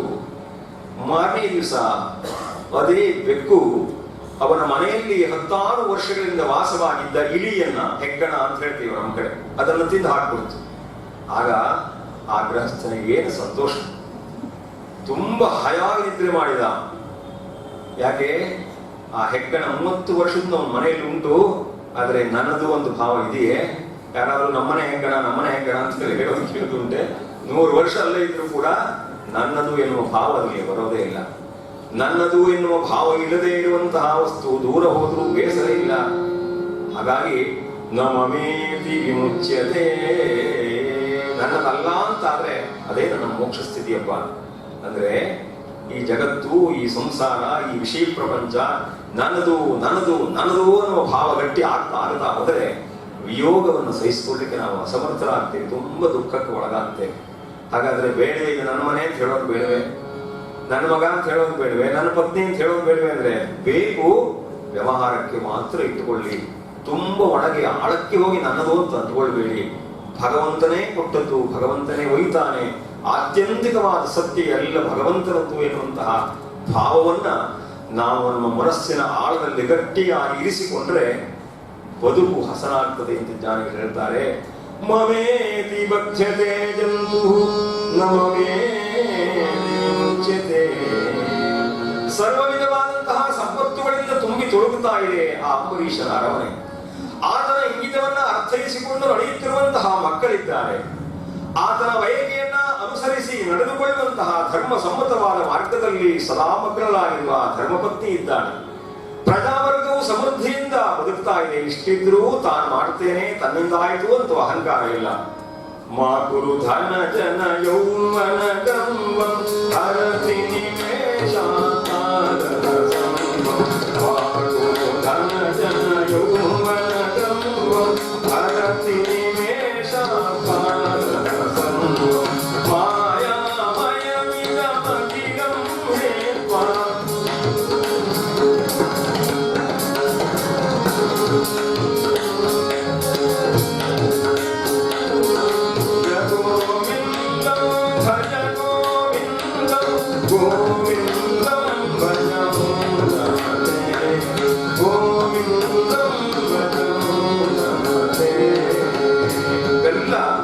ಅತ್ಯಂತ ಕೊಂಚಕಾಲ ಕಂಡು ಆಮೇಲೆ ಆ ಮಿಂಚು ಗೊಂಚಲಿನಂತೆ ಅದೃಶ್ಯವಾಗುವ ಚಂಚಲವಾದಂತಹ ವಸ್ತು ಈ ವಿಷಯ ಪ್ರಪಂಚ. ಹಾಗಾಗಿ ನಾನು ನನ್ನದು ಎನ್ನುವ ಅಹಂಕಾರ ಮಮಕಾರಗಳಿಂದ ಕಳಚಿಕೊಂಡಂತಹ ಅಂಬರೀಷ ಭಗವಂತನ ಅತಿ ಉತ್ಕಟವಾದ ಭಕ್ತಿಯನ್ನು ಸಂಪಾದಿಸಿ ಏಕಾಂತ ಭಕ್ತನಾಗಿ, ರಮಣ ಮಹರ್ಷಿಗಳು ಹೇಳ್ತಾರೆ, ಯಾರೋ ಒಬ್ಬ ಬಂದು ಕೇಳಿದಂತೆ ವಿದೇಶಿಗ, ಸ್ವಾಮಿ I want peace, what shall I do ಅಂತ ಕೇಳ್ತಾನಂತೆ.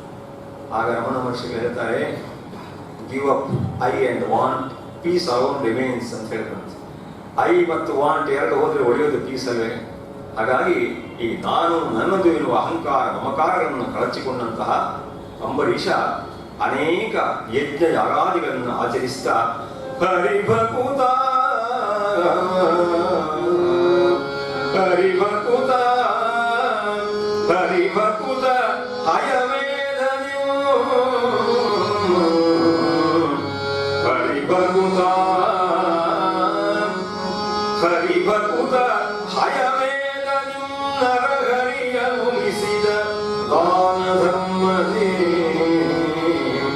ವರ ವಸಿಷ್ಠರ ಗೌತಮರ ಅಸಿತಾದಿಗಳ ಸೇರಿ, ವರ ವಸಿಷ್ಠರ ಗೌತಮರ ಅಸಿತಾದಿಗಳ ಸೇರಿ ಅವನ ಆ ಯಜ್ಞೋತ್ಸವವನ್ನು ನೋಡ್ಲಿಕ್ಕಾಗಿ ನೆರೆದರಗೆ ಸುರನರರು ಯಾರೆಂದರಿಯಲ ಸದಲವ ಸರಸ್ವತಿ ಪರಮ ನದಿ ತೀರದಲ್ಲಿ.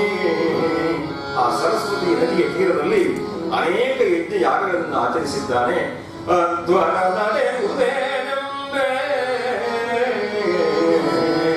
ದೇವತೆಗಳೇ ಆಗಮಿಸಿ ಆ ಯಜ್ಞದಲ್ಲಿ ಸಲ್ಲಿಸಲ್ಪಡುವ ಹವಿರ್ಭಾಗಗಳನ್ನು ಸ್ವೀಕಾರ ಮಾಡ್ತಾ ಇದ್ದಾನೆ. ಸ್ವತಃ ಮಹಾವಿಷ್ಣು ತನ್ನ ಬಳಿಯಲ್ಲಿರುವಂತಹ ಸುದರ್ಶನ ಚಕ್ರವನ್ನ ತಸ್ಮಾದಾಧರಿಶ್ಚಕ್ರಂ ಪ್ರತ್ಯನೀಕ ಭಯಾವಕಂ ತಸ್ಮಾದಾಧರಿಶ್ಚಕ್ರಂ ಪ್ರತ್ಯನೀಕ ಭಯಾವಹಂ ಏಕಾಂತ ಭಕ್ತಿ ಯೋಗೇನ ಪ್ರೀತೋ ಭೂತ್ವಾ ವಿರಕ್ಷ ಏಕಾಂತ ಭಕ್ತಿಗೆ ಮೆಚ್ಚಿದಂತಹ ಮಹಾಭಾಗವತೋತ್ತಮನಾದ ಅಂಬರೀಷನಿಗೆ ಅವನ ರಕ್ಷಣೆಗೋಸ್ಕರವಾಗಿ ಮಹಾವಿಷ್ಣು ತನ್ನ ಶ್ರೇಷ್ಠವಾದಂತಹ ಸುದರ್ಶನ ಚಕ್ರವನ್ನೇ ಅನುಗ್ರಹಿಸಿದ್ದಾರಂತೆ. ಅದು ಅಂಬರೀಷನ ಭಾಗ್ಯ ವಿಶೇಷ. ಅಂತಹ ಭಕ್ತೋತ್ತಮನಾದ ಮಹಾರಾಜ ಅಂಬರೀಷ ಏಕಾದಶಿ ವ್ರತವನ್ನು ನಿಷ್ಠೆಯಿಂದ ಆಚರಿಸುವವನು.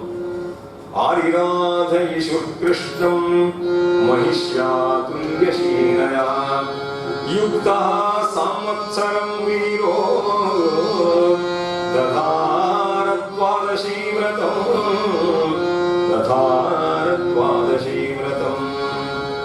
ವ್ರತಾಂತೆ ಕಾರ್ತಿಕೇ ಮಾಸಿ ತ್ರಿರಾತ್ರಂ ಸಂಮೋಷಿತಃ ಸ್ನಾತಃ ಕದಾಚಿತ್ ಕಾಲಿಂದ್ಯಾಂ ಹರಿಂ ಮಧುವನೇ ಜಯೇ. ಭಗವಾನ ಮಹಾವಿಷ್ಣುವಿನ ವಿಶೇಷವಾದಂತಹ ಪ್ರೀತಿಗೆ ಅನುಗ್ರಹಕ್ಕೆ ಪಾತ್ರರಾಗಬೇಕು ಎನ್ನುವ ಕಾರಣದಿಂದ ವಿಷ್ಣು ಪ್ರಿಯಕರವಾದಂತಹ ಏಕಾದಶಿ ವ್ರತವನ್ನು ಆಚರಿಸಿ ಕಾರ್ತಿಕ ಮಾಸದ ಆ ಏಕಾದಶಿಯನ್ನು ವಿಶೇಷವಾಗಿ ಆಚರಿಸಬೇಕು. ಎಲ್ಲ ಪ್ರಜಾ ಪರಿವಾರವನ್ನು ಸೇರಿಸಿಕೊಂಡು ವಿಜೃಂಭಣೆಯಿಂದ ಆಚರಿಸಬೇಕು ಅಂತ ಸಂಕಲ್ಪ ಮಾಡಿದ್ದಾನೆ. ಅದಕ್ಕಾಗಿ ಅದನ್ನು ದ್ವಾದಶಿ ವ್ರತ ಅಂತಲೂ ಕರೀತಾರೆ. ತ್ರಿರಾತ್ರ ಉಪೋಷಿತ, 3 ರಾತ್ರಿಗಳ ಕಾಲ ಅವನು ಉಪವಾಸವನ್ನು ಆಚರಿಸ್ತಾ ಇದ್ದಾನೆ. ದಶಮಿಯ ದಿನದಿಂದಲೇ ಅವನ ಉಪವಾಸ ಪ್ರಾರಂಭ. ಕೇವಲ ಜಲವನ್ನು ನೀರನ್ನು ಮಾತ್ರ ಪ್ರಾಣಧಾರಣೆಗೆ ದಾನ ಸ್ವೀಕಾರ ಮಾಡುತ್ತಾ ದಶಮಿ, ಏಕಾದಶಿ, ದ್ವಾದಶಿಯ ಪ್ರಾತಃ ಕಾಲದಲ್ಲಿ ಸುಮುಹೂರ್ತದಲ್ಲಿ ಭಗವತ್ ಪ್ರಸಾದವನ್ನು ಸ್ವೀಕಾರ ಮಾಡಬೇಕು. ಭೋಜನ ಪಾರಣೆಯ ಶಾಸ್ತ್ರವನ್ನು ಮಾಡಬೇಕು. ಹಾಗಾಗಿ ದಶಮಿಯಿಂದಲೇ ಕಠೋರವಾದ ಉಪವಾಸ ವ್ರತವನ್ನ ತಾನು ಪ್ರಾರಂಭ ಮಾಡಿದ್ದಾನೆ. ಕಾಳಿಂದಿ ನದಿಯಲ್ಲಿ ಪುಣ್ಯಸ್ನಾನವನ್ನು ಗೈದು ಉಪವಾಸ ಅಂದ್ರೆ ಈ ಜೀವಕ್ಕೊಂದು ಸಂಯಮವನ್ನು ಕಲ್ಪಿಸುವಂತಹ ವ್ಯವಸ್ಥೆ. ಸಮೀಪೆ ವಾಸ, ಸಮೀಪದಲ್ಲಿ ವಾಸವಾಗುವುದು.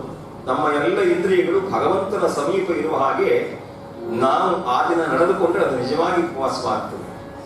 ಆದರೆ ನಾವೆಲ್ಲ ಈ ಉಪವಾಸ ಹೆಸರಿನಲ್ಲಿ ತಿಂಡಿ ತೀರ್ಥದ ಬಳಿಯಲ್ಲಿ ನಮ್ಮ ವಾಸ ಆಗ್ತದೆ. ಎಷ್ಟೋ ಜನರಿಗೆ ಉಪವಾಸ ಅಂದ್ರೆ ಊಟದ ಬದಲಿ ವ್ಯವಸ್ಥೆ ಅಂತ. ನಮ್ಮಲ್ಲಿ ಊಟಕ್ಕಾದರೂ ಸಿದ್ಧತೆ ಮಾಡಬಹುದು. ತಾಯಂದಿರಿಗೆ ಈ ಉಪವಾಸ ಬಂದ್ರೆ ಬಹಳ ಸಂಕಟ ಆಗ್ತದೆ. ಈಗ 10 ಜನರ ಒಂದು ಕುಟುಂಬ ಅಂತ ಆದ್ರೆ ಏಕಾದಶಿ ಉಪವಾಸ ಮಾಡೋದಿದ್ರೆ ಒಬ್ಬನಿಗೆ ಅವಲಕ್ಕಿ ಆಗಬೇಕು, ಇನ್ನೊಬ್ಬನಿಗೆ ತೊಳೆದು ಹಾಕಬೇಕು ಅವಲಕ್ಕಿಯನ್ನು, ಮತ್ತೊಬ್ಬನಿಗೆ ಒಗ್ಗರಣೆ ಹಾಕಬೇಕು, ಇನ್ನೊಬ್ಬನಿಗೆ ಅವಲಕ್ಕಿ ಪೂರ್ವಹಿಸೋದಿಲ್ಲ ಅವನಿಗೆ ರೊಟ್ಟಿ ಮಾಡಬೇಕು. ಅಯ್ಯೋ, ಆ ತಾಯಿಯಂದಿರಿಗೆ ಸಂಕಟ. ಉಪವಾಸ ಬಂತು ಅಂದ್ರೆ ಇಷ್ಟೆಲ್ಲ ತೊಂದರೆ ಆಗ್ತದೆ. ನಾವು ಊಟದ ಬದಲಿಗೆ ಬೇಕಾದಷ್ಟು ತಿಂಡಿ ತಿನಿಸುಗಳನ್ನು ತಿಂದರೆ ಅದು ಉಪವಾಸ ಅಲ್ಲ. ಈ ಸೊಕ್ಕಿದ ಮನಸ್ಸು, ಈ ಸೊಕ್ಕಿದ ಇಂದ್ರಿಯಗಳನ್ನೆಲ್ಲ ಒಂದು ದಿವಸದ ಮಟ್ಟಿಗಾದರೂ ನಾವು ಹದಗೊಳಿಸಿದರೆ ಅದು ಉಪವಾಸವಾಗ್ತದೆ. ಇಂದ್ರಿಯಗಳನ್ನು ಹದಗೊಳಿಸುವುದು ಯಾವಾಗ ಅಂದ್ರೆ ಅವುಗಳಿಗೆ ಆಹಾರ ಕೊಡದೇ ಇದ್ರೆ. ಹಾಗಾಗಿ ಆ ದಿವಸ ಏಕಾದಶಿ ಎಂದು ನಮ್ಮ 10 ಇಂದ್ರಿಯಗಳು, ಪಂಚ ಜ್ಞಾನೇಂದ್ರಿಯ, ಪಂಚ ಕರ್ಮೇಂದ್ರಿಯ, ಈ ಪಂಚ ಜ್ಞಾನೇಂದ್ರಿಯಗಳನ್ನ ಕಣ್ಣು, ಕಿವಿ, ಮೂಗು, ನಾಲಿಗೆ, ಚರ್ಮ ಎಂಬ ಈ ಇಂದ್ರಿಯಗಳನ್ನ ಭಗವಂತನ ಕಡೆಗೆ ನಾವು ಹರಿಯ ಬಿಟ್ಟರೆ ಅದು ನಿಜವಾಗಿ ಉಪವಾಸ, ಅದು ನಿಜವಾಗಿ ಸಂಯಮ. ನಮ್ಮಲ್ಲಿ ಸಂಯಮ ಅಂತ ಶಬ್ದ ಇದೆ. ಎಲ್ಲಿ ಸಂಯಮ ಇರುತ್ತದೆಯೋ, ಯಾವನ ಬದುಕಿನಲ್ಲಿ ಸಂಯಮ ಇದೆಯೋ ಅಲ್ಲಿ ಯಮನ ಪ್ರವೇಶ ಬೇಗ ಆಗುವುದಿಲ್ಲ, ಅನರ್ಥಕಾರಿಯಾಗಿ ಪ್ರವೇಶ ಆಗುವುದಿಲ್ಲ. ಸಂಯಮದಲ್ಲಿಯೇ ಯಮ ಇದ್ದಾನೆ. ಆದರೆ ಯಮನ ಪ್ರವೇಶ ಆಗಬಾರದಂತಾದ್ರೆ ಜೀವನದಲ್ಲಿ ಸಂಯಮ ಇರಬೇಕು, ನಿಗ್ರಹ ಶಕ್ತಿ ಇರಬೇಕಂತ. ಹಾಗಾಗಿ ಏಕಾದಶಿಯ ದಿನ ಎಲ್ಲ ಇಂದ್ರಿಯಗಳ ಸೊಕ್ಕನ್ನು ಅಡಗಿಸುವುದಕ್ಕೆ ಅನುಕೂಲ ಮಾಡಿಕೊಳ್ಳುವುದಕ್ಕಾಗಿ ಆಹಾರ ತ್ಯಾಗ ಮಾಡಿ ನಾವು ಭಗವಂತನ ಉಪಾಸನೆಗಾಗಿ ಸನ್ನದ್ಧರಾಗಬೇಕಂತ. ಇನ್ನು ಕೆಲವರು ಉಪವಾಸದ ಮರುದಿವಸ ಆಸ್ಪತ್ರೆಗೆ ಹೋಗುವವರಿದ್ದಾರೆ. ಡಾಕ್ಟರ್ ಕೇಳಿದ್ರಂತೆ, ಏನಾಯ್ತಪ್ಪ? ಇಲ್ಲ, ನಿನ್ನೆ ಏಕಾದಶಿ ವ್ರತ ಇತ್ತು ಅಂತ. ಏಕಾದಶಿ ಮರುದಿವಸ ಆಸ್ಪತ್ರೆಗೆ ಹೋಗ್ತಾರೆ ಅಂದ್ರೆ ಅವನಿಗೆ ಯಾವ ರೀತಿಯಲ್ಲಿ ಉಪವಾಸ ವ್ರತ ಮಾಡಿರ್ಬೇಕು ಅಂತ ಆಲೋಚನೆ ಮಾಡಬೇಕಾಗ್ತದೆ. ಆದರೆ ಅಂಬರೀಷ ಮಹಾರಾಜ ನಿಜ ಅರ್ಥದಲ್ಲಿಯೇ ಉಪವಾಸ ಮಾಡಿದ. ನಮ್ಮಲ್ಲಿ ಯೋಗಿ, ಭೋಗಿ, ರೋಗಿ ಅಂತ 3 ವರ್ಗ ಉಂಟು. ಒಂದೇ ಹೊತ್ತು ಊಟ ಮಾಡಿದರೆ ಯೋಗಿ, 2 ಹೊತ್ತು ಊಟ ಮಾಡಿದರೆ ಭೋಗಿ, 3 ಹೊತ್ತು ಊಟ ಮಾಡಿದರೆ ರೋಗಿ. ಇನ್ನು ಕೆಲವರಿಗೆ ಅದು ಸಾಕಾಗೋದಿಲ್ಲ. 4 ಹೊತ್ತು ಊಟ ಮಾಡಿದರೆ ಅವನಿಗೆ ಎತ್ತುಕೊಂಡು ಹೋಗಿ ಅಂತ ತಮಾಷೆ ಮಾಡ್ತಾನೆ. ಅವನು ಇನ್ನು ಬಹಳ ಬೇಗ ಹೋಗ್ತಾನೆ, ಸ್ಮಶಾನ ಯಾತ್ರೆಗೆ ಸಾಗುತ್ತದೆ. ಯೋಗಿ, ಭೋಗಿ, ರೋಗಿ ಈ ಮೂವರಿಗೂ ರಾತ್ರಿ ಹೊತ್ತು ನಿದ್ರೆ ಬರೋದಿಲ್ಲ. ಯೋಗಿಯಾದವನಿಗೆ ಪರಮಾತ್ಮ ಧ್ಯಾನದಲ್ಲಿ ತಲೀನನಾಗುವಂತಹ ಸಮಯ ಅದು. ಭೋಗಿಯಾದವನು ಇಂದ್ರಿಯ ಪ್ರಪಂಚದಲ್ಲಿ ಮುಳುಗೋದ್ರಿಂದ ನಿದ್ರೆ ಆತನಿಗಿಲ್ಲ. ರೋಗಿಯಾದವನಿಗೆ ನಿದ್ರೆ ಮಾಡಬೇಕು ಅಂತ ಅನಿಸ್ತದೆ, ನಿದ್ರೆ ಬರೋದಿಲ್ಲ, ರೋಗದ ಪೀಡೆ. ಆದರೆ ನಾವು ಯೋಗಿ ಆಗಬೇಕೇ ಹೊರತು ರೋಗಿಯೋ ಭೋಗಿಯೋ ಆದರೆ ಪ್ರಯೋಜನ ಸಾಗದು. ಅದಕ್ಕೋಸ್ಕರ ಅಂಬರೀಷ ಮಹಾರಾಜ ತಾನೊಬ್ಬ ಯೋಗಿಯೋಪಾದಿಯಲ್ಲಿ ಉಪವಾಸ ವ್ರತವನ್ನ ಕಠೋರವಾಗಿ ಆಚರಿಸಿದ. ಇಡೀ ರಾತ್ರಿಯನ್ನ ಜಾಗೃತ ಸ್ಥಿತಿಯಲ್ಲಿ ಇರಿಸಿಕೊಂಡು ತನ್ನ ಎಲ್ಲ ಪ್ರಜಾವರ್ಗವನ್ನು ಆಹ್ವಾನಿಸಿ ಅವರೆಲ್ಲರೂ ಭಗವಂತನ ನಾಮಸ್ಮರಣೆಯಲ್ಲಿ ತಂದೀರರಾಗುವ ಹಾಗೆ ವ್ಯವಸ್ಥೆ ಮಾಡಿದ್ದಾನೆ. ವಿಸ್ತಾರವಾದಂತಹ ತನ್ನ ಅರಮನೆಯ ಅಂಗಳದಲ್ಲಿ ದೊಡ್ಡದಾದ ಚಪ್ಪರವನ್ನ ಕಲ್ಪಿಸಿದವನಾಗಿ ಎಲ್ಲ ಸ್ಥಳಗಳಲ್ಲಿ ಭಗವದ್ ಭಕ್ತರ ಸಮೂಹ ನೆರೆಯುವ ಹಾಗೆ ವ್ಯವಸ್ಥೆ ಕಲ್ಪಿಸಿದ್ದಾನೆ. ಆ ವಿಸ್ತಾರವಾದ ಚಪ್ಪರದ ಅಡಿಯಲ್ಲಿ ಸುಂದರವಾದ ಭವ್ಯವಾದಂತಹ ನಯನ ಮನೋಹರವಾದ ಮಂಟಪದ ಮಧ್ಯದಲ್ಲಿ ಆಪಾದ ಮಸ್ತಕವಾಗಿ ಅಲಂಕೃತವಾದಂತಹ ಭಗವಂತನ ಮಂಗಲ ಮೂರ್ತಿ ಕಂಗೊಳಿಸ್ತಾ ಇದೆ, ರಾರಾಜಿಸುತ್ತಿದೆ. ಕಿರೀಟ, ಹಾರ, ಕೇಯೂರ, ಮಕರ ಕುಂಡಲಾದಿ ನಾನಾ ವಿಧವಾದಂತಹ ಆಭರಣಗಳಿಂದ ಅಲಂಕೃತನಾದಂತಹ ಭಗವಂತನ ಮಂಗಲಮಯ ಮೂರ್ತಿಯನ್ನ ಇಡೀ ಆ ಪ್ರಜಾ ಸಮೂಹ ನೋಡಿ ಮೈ ಮರೆಯುತ್ತಾ ಇದೆ. ಜಗಜಗಿಸುವಂತಹ ದೀಪದ ಮಧ್ಯದಲ್ಲಿ ಆ ಕಂಗೊಳಿಸುವ ಭಗವನ್ ಮೂರ್ತಿಯನ್ನು ನೋಡ್ತಾ ನೋಡ್ತಾ ಎಲ್ಲರೂ ಅವನ ವಿಚಿತ್ರವಾದ ವಿವಿಧವಾದ ಲೀಲಾ ಮಹಿಮೆಗಳನ್ನು ಕೊಂಡಾಡುತ್ತಾ ಇದ್ದಾರೆ. ಒಂದು ಕಡೆಯಲ್ಲಿ ಭಗವಂತನ ಕಥಾನಕಗಳನ್ನು ಕೊಂಡಾಡುವಂತಹ ಹರಿಕಥೆ ನಡೀತಾ ಇದೆ. ಇನ್ನೊಂದು ಕಡೆಯಲ್ಲಿ ಎಲ್ಲ ಭಕ್ತ ಸಮುದಾಯ ಭಾಗವತವೇ ಮೊದಲಾದಂತಹ ಪುರಾಣ ಕಥಾನಕಗಳನ್ನ ಶ್ರವಣ ಮಾಡುವುದರಲ್ಲಿ ಮಗ್ನರಾಗಿದ್ದಾರೆ. ಇನ್ನು ಅನೇಕ ಪ್ರಜಾ ಸಮುದಾಯ ಭಗವಂತನ ನಾಮ ಸಂಕೀರ್ತನೆಯನ್ನ ಅತ್ಯಂತ ಭಕ್ತಿ ಶ್ರದ್ಧಾ ಪುರಸ್ಸರವಾಗಿ ನಿರ್ವಹಣೆ ಮಾಡ್ತಾ ಇದ್ದಾರೆ. ಇನ್ನೊಂದು ಕಡೆಯಿಂದ ಆ ವೇದದ ಮಧುರವಾದಂತಹ ಘೋಷಣೆಗಳು ಕೇಳಿ ಬರ್ತಾ ಇದ್ದಾವೆ. ಇಡೀ ಆ ಅರಮನೆಯ ವಾತಾವರಣವು ಭಕ್ತಿಮಯವಾಗಿ ಕಂಗೊಳಿಸ್ತಾ ಇದೆ. ಅಂತಹ ಸುಂದರವಾದ ಪರಿಸರದಲ್ಲಿ ಆ ಮಹಾವಿಷ್ಣುವನ್ನ ಏಕಾಂತ ಭಕ್ತಿಯಿಂದ ಆರಾಧನೆ ಮಾಡುವುದರಲ್ಲಿ ಮಗ್ನನಾಗಿ ಕುಳಿತಿದ್ದಾನೆ ಪದ್ಮಾಸನ ಮಂಡಿತನಾಗಿ. ಆ ವಿಷ್ಣುಮೂರ್ತಿಯ ಅಗ್ರಭಾಗದಲ್ಲಿ ಮೈಯೆಲ್ಲ ಕಣ್ಣಾಗಿ ನತಮಸ್ತಕವಾಗಿ ಅಲಂಕೃತವಾದಂತಹ ಭಗವನ್ ಮೂರ್ತಿಗೆ ನಾಗ, ಪುನ್ನಾಗ, ತಾಲ, ಹಿಂತಾಲ, ತಮಾಲ, ಕೃತಮಾಲವೇ ಮೊದಲಾದಂತಹ ದಿವ್ಯ ಪುಷ್ಪಗಳನ್ನು ಹಾಕ್ತಾ ಸಹಸ್ರನಾಮಗಳನ್ನು ಹೇಳ್ತಾ ಒಂದೊಂದು ನಾಮಕ್ಕೆ ಒಂದೊಂದು ಪುಷ್ಪಗಳನ್ನು ಹೇಳ್ತಾ ಭಗವಂತನ ಅರ್ಚನೆಯಲ್ಲಿ ತೊಡಗಿ ರಾತ್ರಿಯ ಹೊತ್ತು ಇಡೀ ಸಮಯವನ್ನು ಭಗವತ್ ಕೀರ್ತನೆಯಲ್ಲಿ ಕಳೀತಾ ಇದ್ದಾನೆ.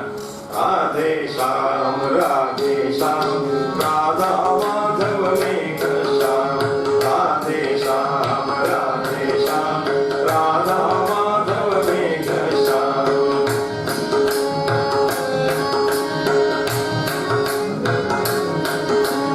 ಆದಿನಾರಾಯಣ ರಾಧೇ ಶ್ಯಾಮ್ ಆದಿನಾರಾಯಣ ರಾಧೇ ಶ್ಯಾಮ್ ಅನಾದಿ ಪುರುಷ ಮೇಘ ಶ್ಯಾಮ್ ವಾಸುದೇವ ಹರಿ ರಾಧೇ ಶ್ಯಾಮ್ ವಾಸುಕಿ ಶಯನ ಮೇಘ ಶ್ಯಾಮ್.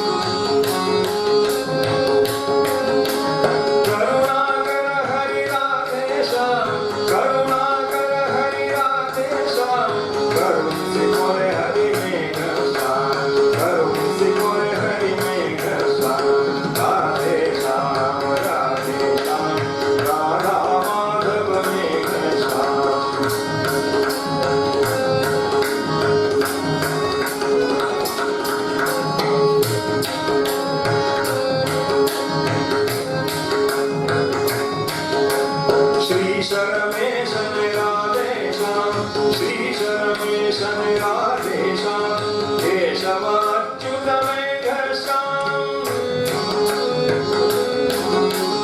केशव अच्युत मेघश्याम दोष क्षमिसि मोरे राधेशां दास केशवनुत मेघश्याम दास केशवनुत मेघश्याम राधेशां राधेशां राधा माधव मेघश्याम राधा माधव मेघश्याम राधा माधव मेघश्याम लक्ष्मी रमण गोविंद नमः पार्वती पदये हर ಈಗ ನನಗೆ ಸ್ವಲ್ಪ ವಿಶ್ವಾಸ ಬಂತು, ಎಲ್ಲರೂ ಎಚ್ಚರ ಸ್ಥಿತಿಯಲ್ಲಿ ಇದ್ದೀರಿ ಎನ್ನುವ ಭಾವನೆ. ಯಾಕೆಂದ್ರೆ ಈ ನಿದ್ರೆ ಅನ್ನೋದು ಒಂದು ತಾಮಸ ಶಕ್ತಿ. ಅದು ಎಷ್ಟು ಹೊತ್ತಿಗೆ ಬಂದು ನಮ್ಮಲ್ಲಿ ಆಕ್ರಮಣ ಮಾಡ್ತದೆ ಅಂತ ಗೊತ್ತಾಗೋದಿಲ್ಲ. ಈ ತಾಮಸ ಶಕ್ತಿ ದೂರ ಹೋಗಬೇಕು ಅಂತಾದ್ರೆ ಸಾತ್ವಿಕ ಶಕ್ತಿಯನ್ನು ಉದ್ಘೋಷ ಮಾಡಬೇಕು. ಆ ಸಾತ್ವಿಕ ಶಕ್ತಿ ಯಾರಲ್ಲಿದೆ ಅಂದ್ರೆ ಭಗವಂತನ ನಾಮದಲ್ಲಿದೆ. ಹಾಗಾಗಿ ತಾಮಸವನ್ನು ಓಡಿಸುವುದಕ್ಕಾಗಿ ಸಾತ್ವಿಕದ ಜಾಗೃತಿಗೋಸ್ಕರ ಮಧ್ಯ ಮಧ್ಯದಲ್ಲಿ ದೇವರ ನಾಮ ಲಕ್ಷ್ಮೀ ರಮಣ ಗೋವಿಂದ ಕಿರೀಟಹಾರ ಕೇಯೂರ ಮಕರ ಕುಂಡಲ ಶಂಕರ ಚಕ್ರ ಗದಾಬ್ಜ ಹಸ್ತ. ಇಡೀ ರಾತ್ರಿಯನ್ನ ಭಗವಂತನ ಭಜನೆಯಲ್ಲಿ ಕಳೆದು ಅತಿ ಉತ್ಕಟವಾದಂತಹ ಭಕ್ತಿ ಭಾವದಲ್ಲಿ ಮುಳುಗಿದಂತಹ ಅಂಬರೀಷ ಚಕ್ರವರ್ತಿ ಆ ಹರಿಯ ಪಾದಾರವಿಂದಗಳನ್ನು ಒಳಮಡುತ್ತಾ ಕಿರೀಟಹಾರ ಕೇಯೂರ ಮಕರ ಕುಂಡಲ ಶಂಖ ಚಕ್ರ ಗದಾಬ್ಜ ಹಸ್ತ ಲಕ್ಷ್ಮೀ ವಕ್ಷಸ್ಥಲ ಕೌಸ್ತುಭ ಭೂಮಿದೇವಿ ಸಹಿತ ಸ್ವಾತ್ಮಜ್ಯೋತಿದ್ಯುತಿ ದಿಗ್ದಿಗರಾಯ ಸಹಸ್ರಾದಿತ್ಯ ತೇಜಸೆ ಸಹಸ್ರಾದಿತ್ಯ ತೇಜಸೆ ಮಹಾವಿಷ್ಣವೇ ನಮಃ ಮಹಾವಿಷ್ಣವೇ ನಮಃ. ಭಗವಂತನಲ್ಲಿ ಪ್ರಾರ್ಥನೆ ಮಾಡಿದ ಅಭಿನಯವಪನಯ ವಿಷ್ಣು. ಹೇ ಸ್ವಾಮಿ, ನನ್ನ ಅಂತರಂಗದಲ್ಲಿ ಅಡಕವಾಗಿರುವ ವಿವೇಕಗಳನ್ನು ದೂರ ಮಾಡಿ.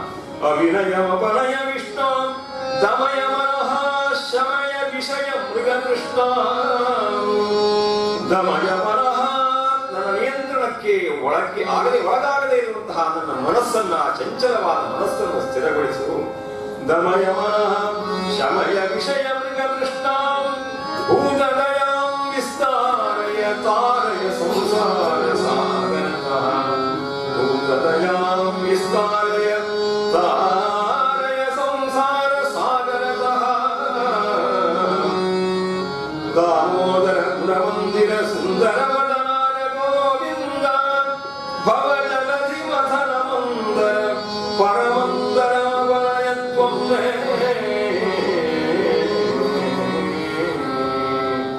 ನೃತ್ಯವನ್ನು ಮಾಡುತ್ತಾ ಆ ಭಕ್ತಿಯ ಭಾವಾವೇಶದಲ್ಲಿ ದೇಹಭಾವಂತಾನೆ ಹರಿತಾ ಭಗವಂತನ ಪ್ರಸಾದಕ್ಕಾಗಿ ನೃತ್ಯ ಮಾಡ್ತಾ ಇದ್ದಾನೆ.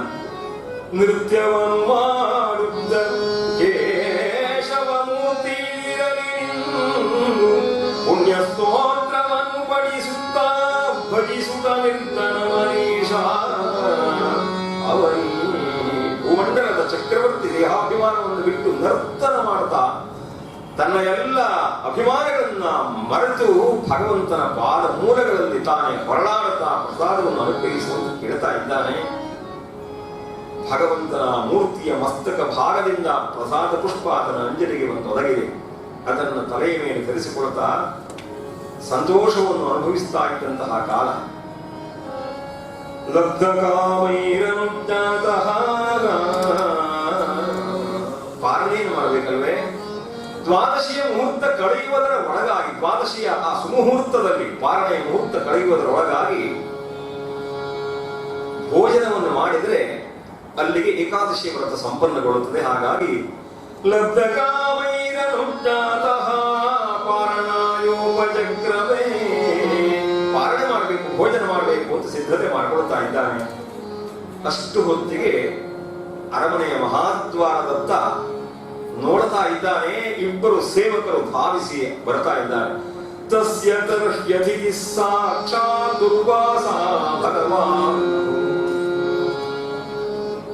ಮಹಾರಾಜ ಆರತಿಯನ್ನು ತಿಳಿಪಡಿಸಿದ್ದಾರೆ ಸೇವಕರು. ಪರಮ ಸಂತೋಷದಲ್ಲಿ ಮುಳುಗಿದ್ದಾರೆ ಅಂಬರೀಷ ಮಹಾರಾಜ. ಮುನೆಯ ಬರವನು ಕಂಡು ಆ ಮುನಿಯು ಆಗಮಿಸಿದ ವಾರ್ತೆಯನ್ನು ಕೇಳಿ ಮುನಿಯ ಬರವನು ಕಂಡು ನೃಪತಿಯು ತನುವನಿಗಾಡಿದನು ಚರಣದಿ.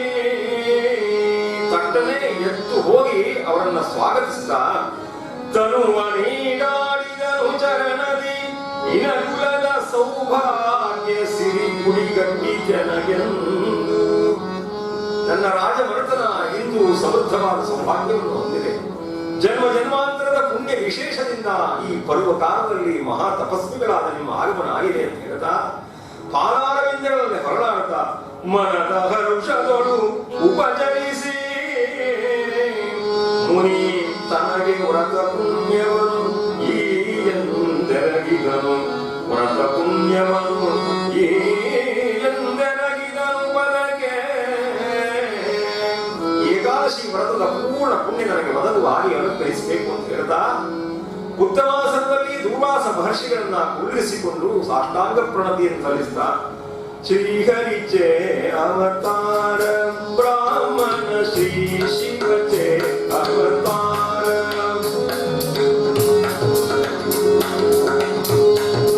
ಬ್ರಾಹ್ಮಣ ಶ್ರೀಹರಿಚೆ ಅವತಾರ ಅಖಂಡ ಬಣನಿ ವೇದೋಚ್ಚಾರ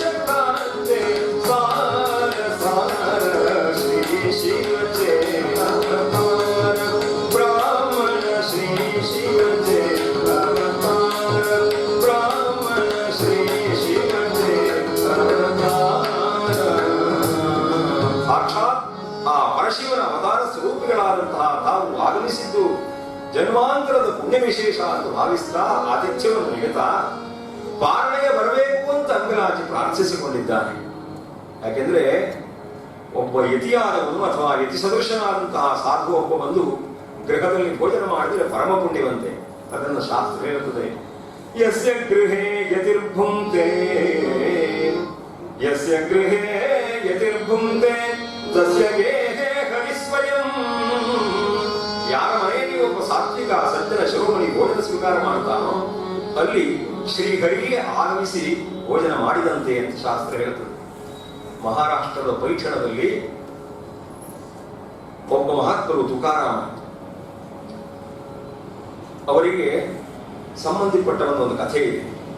ಒಬ್ಬಾಕಿ ತುಂಬಾ ಬಡವಿ ಸಾಧ್ವಿ ಶಿರೋಮಣಿ 1000 ಭೋಜನದ ಸಂತರ್ಪಣೆ ಮಾಡಿಸ್ಕೊಡ್ತೇನೆ ಅಂತ ಹರಕೆ ಹೊತ್ತಿದ್ದು ಅವಳ ಆಸೆ ಈಡೇರಿದ್ರೆ, ಭಗವಂತನ ಕೃಪಾ ವಿಶೇಷದಿಂದಾಗಿ ಆಸೆ ಈಡೇರಿದೆ, ಹರಕೆ ಒಪ್ಪಿಸಬೇಕು ಅಂತ ಆ ತಾಯಿ ಆಲೋಚನೆ ಮಾಡ್ತಾರೆ. ಕೈಯಲ್ಲಿ ಏನೂ ಇಲ್ಲ, ಹೊತ್ತಿನ ತುತ್ತಿಗೂ ಗತಿಯಿಲ್ಲದ ಆ ಕಡು ಬಡವೆ 1000 ಸಂತರ್ಪಣೆ ಹೇಗೆ ಮಾಡೋದು? ಯಾರು ಹೇಳಿದಂತೆ, ನೋಡಮ್ಮ ಪೈಠಣದಲ್ಲಿ ತುಕಾರಾಮರಿದ್ದಾರೆ, ಅವರು ಒಬ್ಬರು ಊಟ ಮಾಡಿದ್ರೆ 1000 ಜನ ಊಟ ಮಾಡಿದ ಹಾಗೆ ಅಂತ ಹೇಳ್ತಾರೆ. ಬಹಳ ಸಂತೋಷ ಆಯ್ತು ಆಕೆ. ಒಬ್ಬರಿಗೆ ಸಾಕಾಗುವಷ್ಟು ಭಕ್ಷ್ಯ ಭೋಜ್ಯವನ್ನೆಲ್ಲ ಸಿದ್ಧ ಮಾಡಿಕೊಂಡು ವಸ್ತುಗಳನ್ನು ಇಟ್ಟುಕೊಂಡು ನೇರವಾಗಿ ಮಹಾರಾಷ್ಟ್ರದ ತುಕಾರಾಮರ ಆಶ್ರಮಕ್ಕೆ ಹೋಗ್ತಾರೆ. ಸ್ವಾಮಿ, ನಾನು ಕೇಳಿದ್ದೇನೆ, ನೀವು ಒಬ್ಬರು ಊಟ ಮಾಡಿದರೆ 1000 ಜನ ಊಟ ಮಾಡಿದ ಹಾಗೆ ಅಂತ ಕೇಳಿದ್ದೇನೆ. ನಾಳೆ ಬೆಳಿಗ್ಗೆ ನನಗೆ ಭೋಜನವನ್ನ ನಿಮಗೆ ಬಡಿಸುವಂತಹ ಪುಣ್ಯವನ್ನು ಕೊಡಬೇಕು ಅಂತ ಹೇಳುವಾಗ ತುಕಾರಾಮರು ಅವಳ ಭಕ್ತಿಗೆ ಮೆಚ್ಚಿ ಆಗುವರು ಅಂತ ಹೇಳಿದೆ. ಮಾರನೆಯ ದಿವಸ ಅತ್ಯಂತ ಭಕ್ತಿಯಿಂದ ಶ್ರದ್ಧೆಯಿಂದ ತುಕಾರಾಮರಿಗೆ ತಾನು ತಂದ ಪದಾರ್ಥ ವಿಶೇಷದಿಂದ ಭೋಜನವನ್ನು ಮಾಡಿ ತುಕಾರಾಮರಿಗೆ ಬಡಿಸ್ತಾರೆ. ತಾನೇ ಬಡಿಸಿದರು.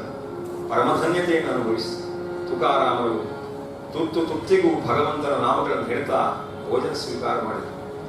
ಆಮೇಲೆ ಆ ತಾಯಿ ಕೇಳಿದಂತೆ, ಸ್ವಾಮಿ, ನಾನು ಕೇಳಿದ್ದೇನೆ ನೀವು ಊಟ ಮಾಡಿದ್ರೆ 1000 ಸಂತರ್ಪಣೆ ಆದ ಹಾಗೆ ಅಂತ. ನನಗೆ 1000 ಭೋಜನ ಮಾಡಿದ ಪುಣ್ಯ ಅನುಗ್ರಹಿಸಿ ಅಂತ ಕೇಳಿಕೊಳ್ಳುವಾಗ ನಿಮ್ಮ ಎಲೆಯನ್ನು ನಾನು ತೆಗಿತೇನೆ ಅಂತ ಹೇಳ್ತಾಳೆ. ಆಗುವುದು ಅಂತ ಒಪ್ಪಿದ್ರಂತೆ. ಆ ಎಲೆಯನ್ನು ತೆಗೆದರು. ಒಂದು ಎಲೆಯನ್ನು ತೆಗಿತಾಳೆ, ಮತ್ತೊಂದು ಎಲೆ ಇದೆ, ಮತ್ತೊಂದು ಎಲೆ ತೆಗೆದರು, ಮತ್ತೊಂದು ಎಲೆ ಇದೆ. 1000 ಎಲೆಗಳನ್ನು ಎತ್ತಿ ಆಚೆಗೆ ಹಾಕಿದರು. ಯಸ್ಯ ಗೃಹೇ ಯತಿರ್ಭುಂಕ್ತೆ, ಭಗವಂತನ ಭಕ್ತರು ಊಟ ಮಾಡಿದರೆ ಭಗವಂತನಿಗೆ ಹೋಗಿ ಸೇರುತ್ತದೆ ಎಂದೇ.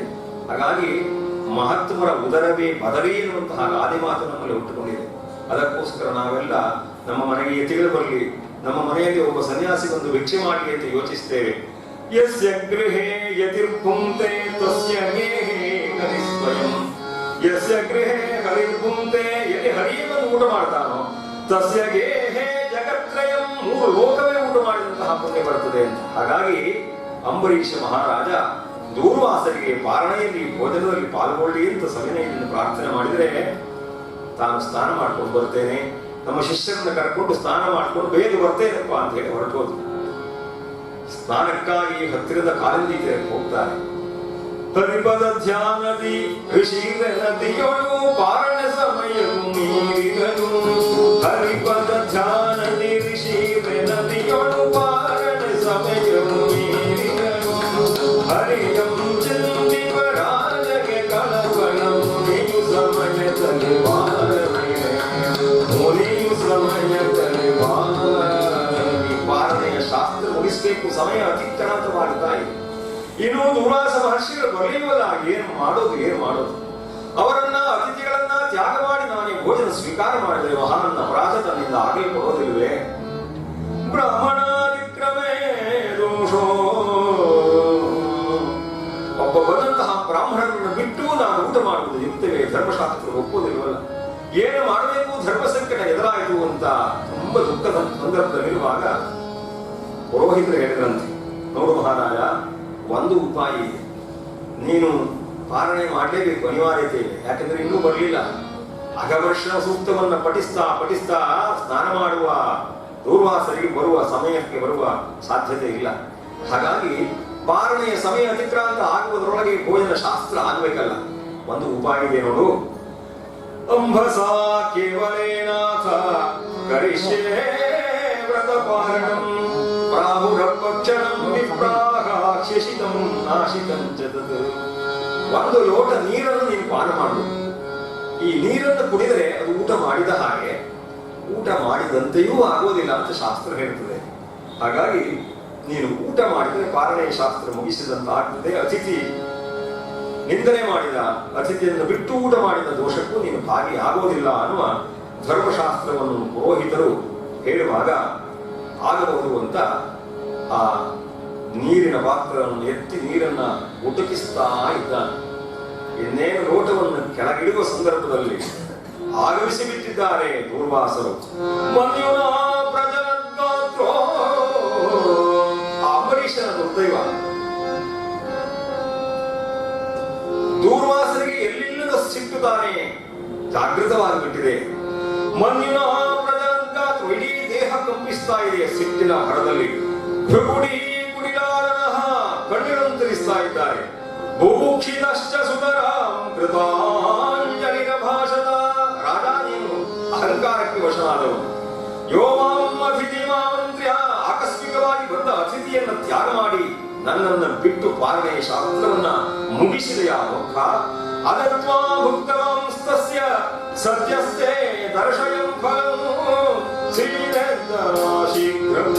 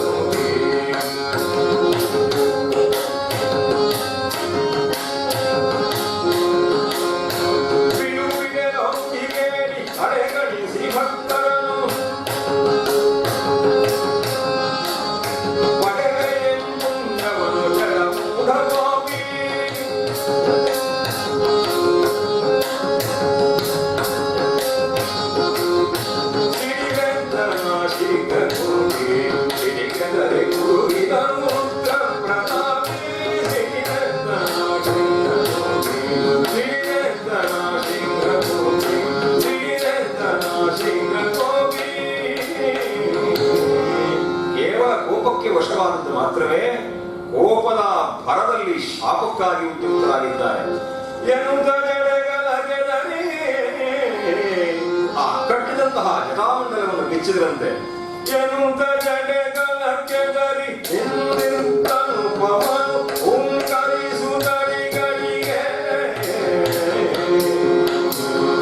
ಕಿತ್ತು ಜನೆಯನು ಜನಪನನು ಚಿನ್ನೆನು ಬೀಸಾಡಿದನು ಬೇರೆನಿಗೆ.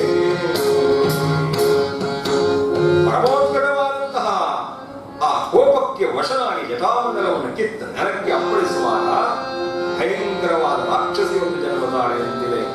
ಆ ಕ್ಷುದ್ರ ದೇವತೆ ಅಂಬರೀಷರನ್ನೇ ಹಿಡಿದು ತಿನ್ನುವುದಕ್ಕಾಗಿ ಆಗಮಿಸ್ತಾ ಇದೆ. ದೂರ್ವಾಸರು ಕಟ್ಟಪ್ಪಣೆ ಮಾಡಿದರು, ಅಹಂಕಾರಿಯಾದ ಮದೋನ್ಮತ್ತನಾದಂತಹ ರಾಜನನ್ನು ಭಕ್ಷಣೆ ಮಾಡುವುದು. ಭಯಂಕರವಾದ ವದನವನ್ನು ಹೊಂದಿದಂತಹ ಆ ಕ್ಷುದ್ರ ದೇವತೆ ಮುಂದಕ್ಕೆ ಬರುವಾಗ ಅಂಬರೀಷನ ಪರಿಸ್ಥಿತಿ ಹೇಗಿತ್ತು ಗೊತ್ತೇ? ವಂಚವೂ ವಂಚದೆ ಅರುಕದೆ ತಾನು ನಂಬಿದ ಭಗವಂತನನ್ನೇ ಕೊಂಡಾಡ್ತಾ ಇದ್ದಾನೆ. ಕ್ಷೀರವಾರಿಧಿ ಶಯನ ಕ್ಷೀರವಾರಿಧಿ ಶಯನ ಶಾಂತಾಕಾರ ವಿವಿಧ ವಿಚಾರ ಗೋಪೀಕಾರ ಕ್ಷೀರವಾರಿಧಿ ಶಯನ ಶಾಂತಾಕಾರ ವಿವಿಧ ವಿಚಾರ ಗೋಪೀಕಾರ ನವನಿತ ಚೋರ ಚಕ್ರಾಧಾರ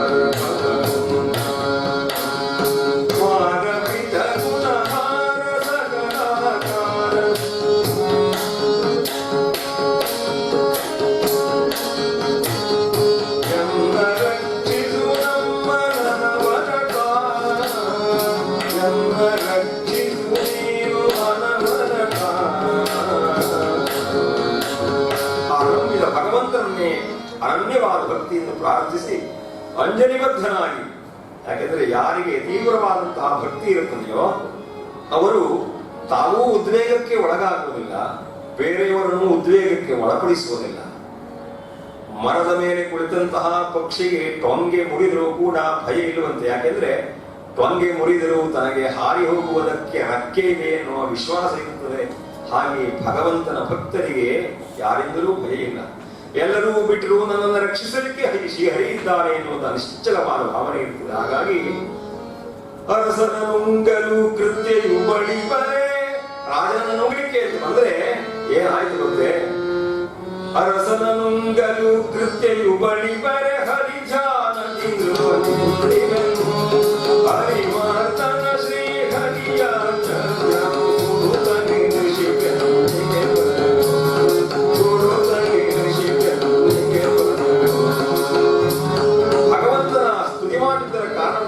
ಭಗವತ್ ಪ್ರೇರಣೆಯೋ ಎಂಬಂತೆ ಅಂಬರೀಷನ ಅರಮನೆಯ ಶಸ್ತ್ರಾಗಾರದಲ್ಲಿ ರೂಢವಾಗಿ ಅವಿತು ಕುಳಿತುಕೊಂಡಂತಹ ಆ ಸುದರ್ಶನ ಚಕ್ರ ಭಯಂಕರವಾಗಿ ಜ್ವಾಜ್ವಲ್ಯಮಾನವಾದ ಕಿಡಿಗಳಿಂದ ಉಪೇತವಾಗಿ ಆ ಕೃತ್ಯೆಯನ್ನ ಕ್ಷಣ ಮಾತ್ರದಲ್ಲಿ ಸಂಹಾರಗೈದಿದೆ.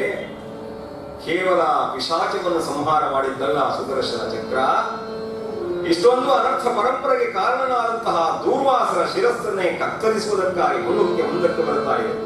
ಅಂಬರೀಷನಂ ಪೊರೆಯ ಚಕ್ರವು ಅಂಬರದಿಂದಂ ಧನಗಿರಿಗೆ ಸಹಸ್ರಧಾರೆಯ ಚಕ್ರಾಯುಧವು ಸುರಲಿಂಗತೆಯು ಶಿರವು ಜನತೆಯ ದುರಿದು ಸಹಕಾರಿಗಳು ಪಡವಿತಂಪಿದ್ದು ಆ ಭಯಂಕರವಾದ ವೇಗಕ್ಕೆ ಮಾಡಬೇಕೆಂಬುದಾಯಿತಂತೆ. ಅಂತಹ ಆ ಸುರುತ್ತಿರುವ ಸುದರ್ಶನ ಚಕ್ರದ ತೀವ್ರವಾದ ಜ್ವಾಲೆಯನ್ನು ಸಹಿಸಿಕೊಳ್ಳಲಿಕ್ಕೆ ಅಸಾಧ್ಯವಾಗಿ ದಿಕ್ಕುಗಳಿಗೆ ಓಡ್ತಾ ಇದ್ದಂತಹ ದೂರ್ವಾಸರು ಪ್ರಾಣ ರಕ್ಷಣೆಯ ಆಸೆಯನ್ನು ಹೊತ್ತು ನೇರವಾಗಿ ಸತ್ಯಲೋಕಕ್ಕೆ ಆಗಮಿಸಿದ್ದಾರೆ.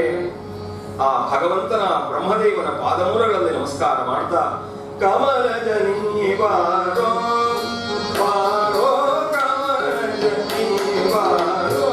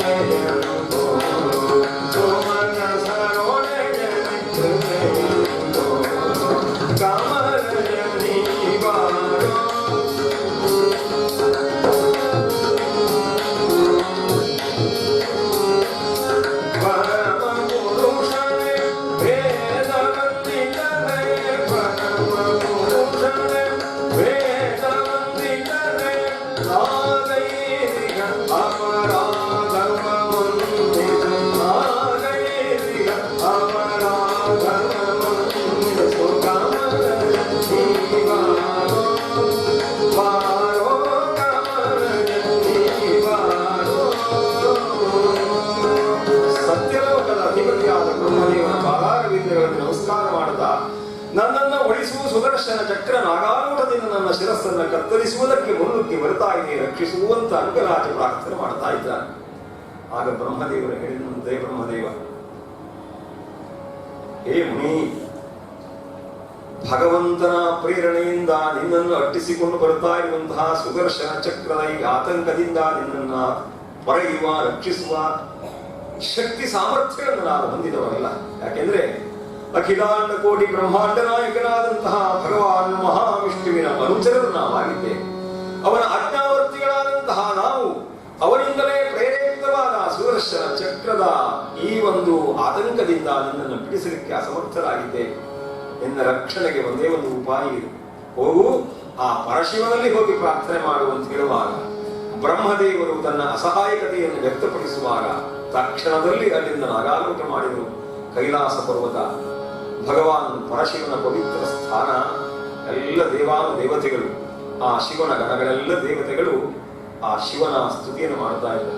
ದೇವರಾಜ ಸೇವ್ಯಮಾನ ಪಾಪನಾಂಗಿ ಸಂಗಯ ಜಾನಯಜ್ಞ ಸೂತ್ರಬಿಂದು ಶೇಖರಂ ಕೃಪಾಕರಂ ಜಾನಯಜ್ಞ ಸೂತ್ರಬಿಂದು ಶೇಖರಂ ಕೃಪಾಕರಂ ನಾರದಾದಿ ಯೋಗಿ ವೃಂದ ವಂದಿತಂ ದಿಗಂಬರಂ ಕಾಶಿಕಾಪುರಾಧಿನಾಥ ಕಾಲಭೈರವಂ ಭಜೆ ಕಾಶಿಕಾಪುರಾಧಿನಾಥ ಕಾಲಭೈರವಂ ಭಜೆ.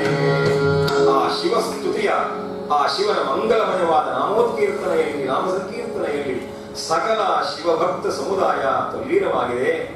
ಅದೇ ಸಮಯಕ್ಕೆ ನೇರವಾಗಿ ಓಡೋಡಿ ಬಂದಂತಹ ದೂರ್ವಾಸ ಮುನಿಗಳು ಸಾಷ್ಟಾಂಗ ಪ್ರಣಾಮಗಳನ್ನು ಸಲ್ಲಿಸ್ತಾ ಶಿವನ ಪಾದಮೂಲಗಳಲ್ಲಿ ಹೊರಳಾಡ್ತಾ ರಕ್ಷಿಸು ರಕ್ಷಿಸು ಅಂತ ಹೇಳ್ತಾನೆ. ಪಾಲಿಸು ಪಾಲಿಸು ಪಾರ್ವತಿ ರಮಣ, ಪಾಲಿಸು ಪಾಲಿಸು ಪಾರ್ವತಿ ರಮಣ, ಪಾಲರುಜ ಪರಮೇಶ್ವರ ಶಂಕರ ಪಾಲರುಜನ. ಪಾಲಿಸು ಪಾಲಿಸು ಪಾರ್ವತಿ ರಮಣ.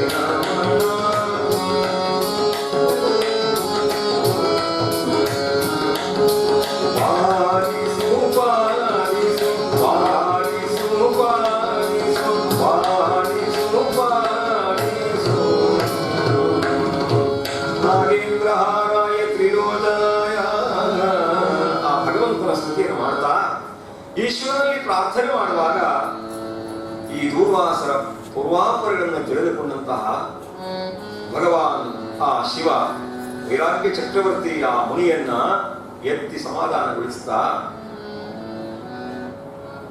ಹೇ ಮುನಿಪೋತ್ತಮ, ಎಂತಹ ಅನರ್ಥವನ್ನು ಆಚರಿಸಿದೆಯಪ್ಪ ನೀನು. ಭಗವಾನ್ ಮಹಾವಿಷ್ಣುವಿನಲ್ಲಿ ಅಚಲವಾದಂತಹ ಭಕ್ತಿಯನ್ನು ಹೊಂದಿದಂತಹ ಅಂಬರೀಷನ ವಿಷಯದಲ್ಲಿ ದೋಷವನ್ನು ಆಚರಿಸಿ ನನ್ನ ಜೀವನವನ್ನು ವ್ಯರ್ಥಗೊಳಿಸಿದೆಯಾ ಕಂದ. ಯಾಕೆಂದ್ರೆ ಈ ಚಕ್ರದ ಉಪಹತಿಯಿಂದ ನಿನ್ನನ್ನು ರಕ್ಷಿಸುವ ಸಾಮರ್ಥ್ಯ ನಮಗೆಲ್ಲಿ ತಾನೇ ಸಾಧ್ಯ, ನಾನೊಬ್ಬನಲ್ಲ.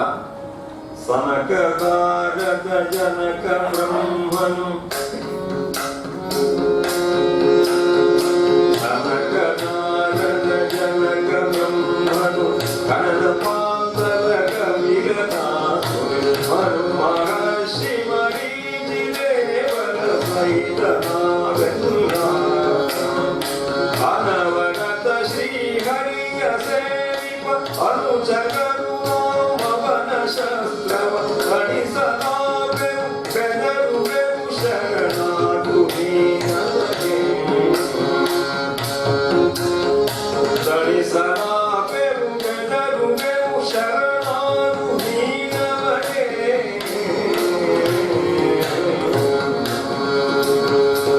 ಸೃಷ್ಟಿ ಸ್ಥಿತಿ ನಿಯಮನ ಜ್ಞಾನ ಬಂಧ ಮೋಕ್ಷಾದಿ ಅಷ್ಟಕಾರ್ಯ ಸಮರ್ಥನಾದ ದುರಂಧರನಾದ ಶ್ರೀಮನ್ನಾರಾಯಣನ ಭಕ್ತ ಶ್ರೇಷ್ಠನಾದ ಅಂಬರೀಷನಿಗೆ ಮಾಡಿದ ಅಪಚಾರದಿಂದ ಇಂತಹ ದುಸ್ಥಿತಿ ನನಗೆ ಪ್ರಾಪ್ತವಾಗಿದೆಯಪ್ಪ. ಹಾಗಾದ್ರೆ ತನ್ನ ಕೇವಲ ಕಣ್ಣಿನ ನೋಟದ ಸಾಮರ್ಥ್ಯದಿಂದಲೇ ಸಕಲ ಬ್ರಹ್ಮಾಂಡವನ್ನೇ ಸೃಷ್ಟಿಸುವ, ಪರಿಪಾಲಿಸುವ, ಲಯಗೊಳಿಸುವ ಸಾಮರ್ಥ್ಯವುಳ್ಳ ಭಗವಂತನ ಆಜ್ಞಾಧಾರಕರಾದ ಸೇವಕರು ನಾವಾಗಿದ್ದೇವೆ. ಹಾಗಾಗಿ ನಾವಾರೂ ಕೂಡ ಆ ಪರಮ ಪಿತನ ಪ್ರೇರಣೆಯಿಂದ ನಿನ್ನನ್ನು ಸಂಹಾರ ಮಾಡುವುದಕ್ಕೆ ಆಗಮಿಸಿದ ಸುದರ್ಶನ ಚಕ್ರದ ಉಪಗತಿಯನ್ನು ತಡೆಯಲು ಅಸಮರ್ಥರಾಗಿದ್ದೇವೆ. ನಿನಗೆ ಒಂದೇ ಒಂದು ಉಪಾಯ ಉಂಟು.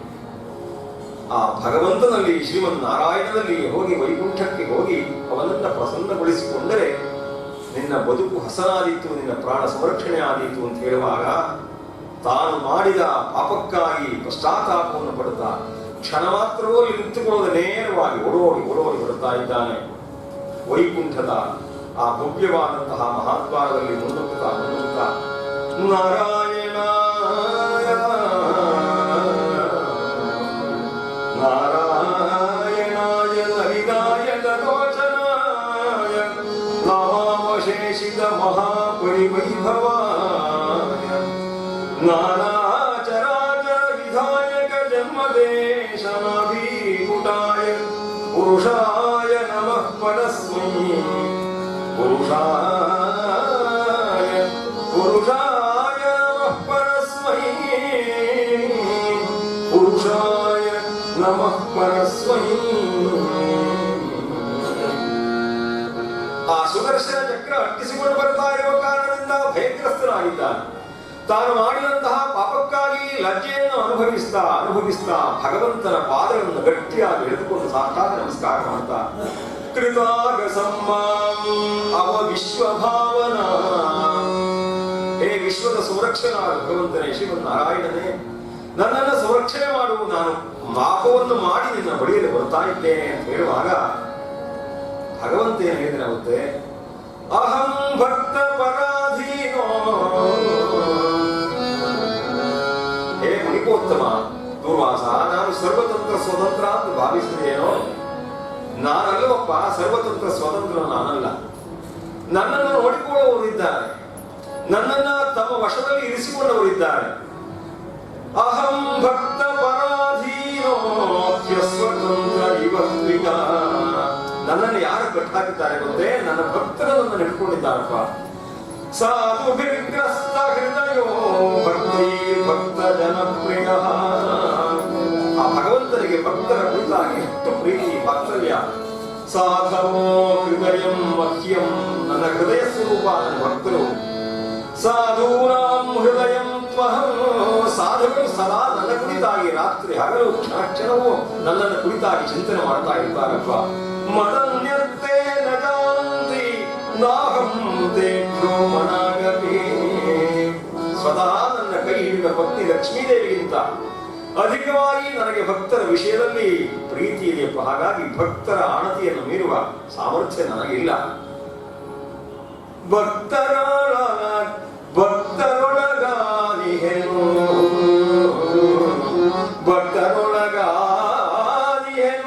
ತನ್ನೊಳು ಭಕ್ತರಿಹಗನೆ ಮುನಿಪ, ಪರಾಸಕ್ತಿಯಲ್ಲಿ ತನ್ನಂಘ್ರಿ ಕಮಲವ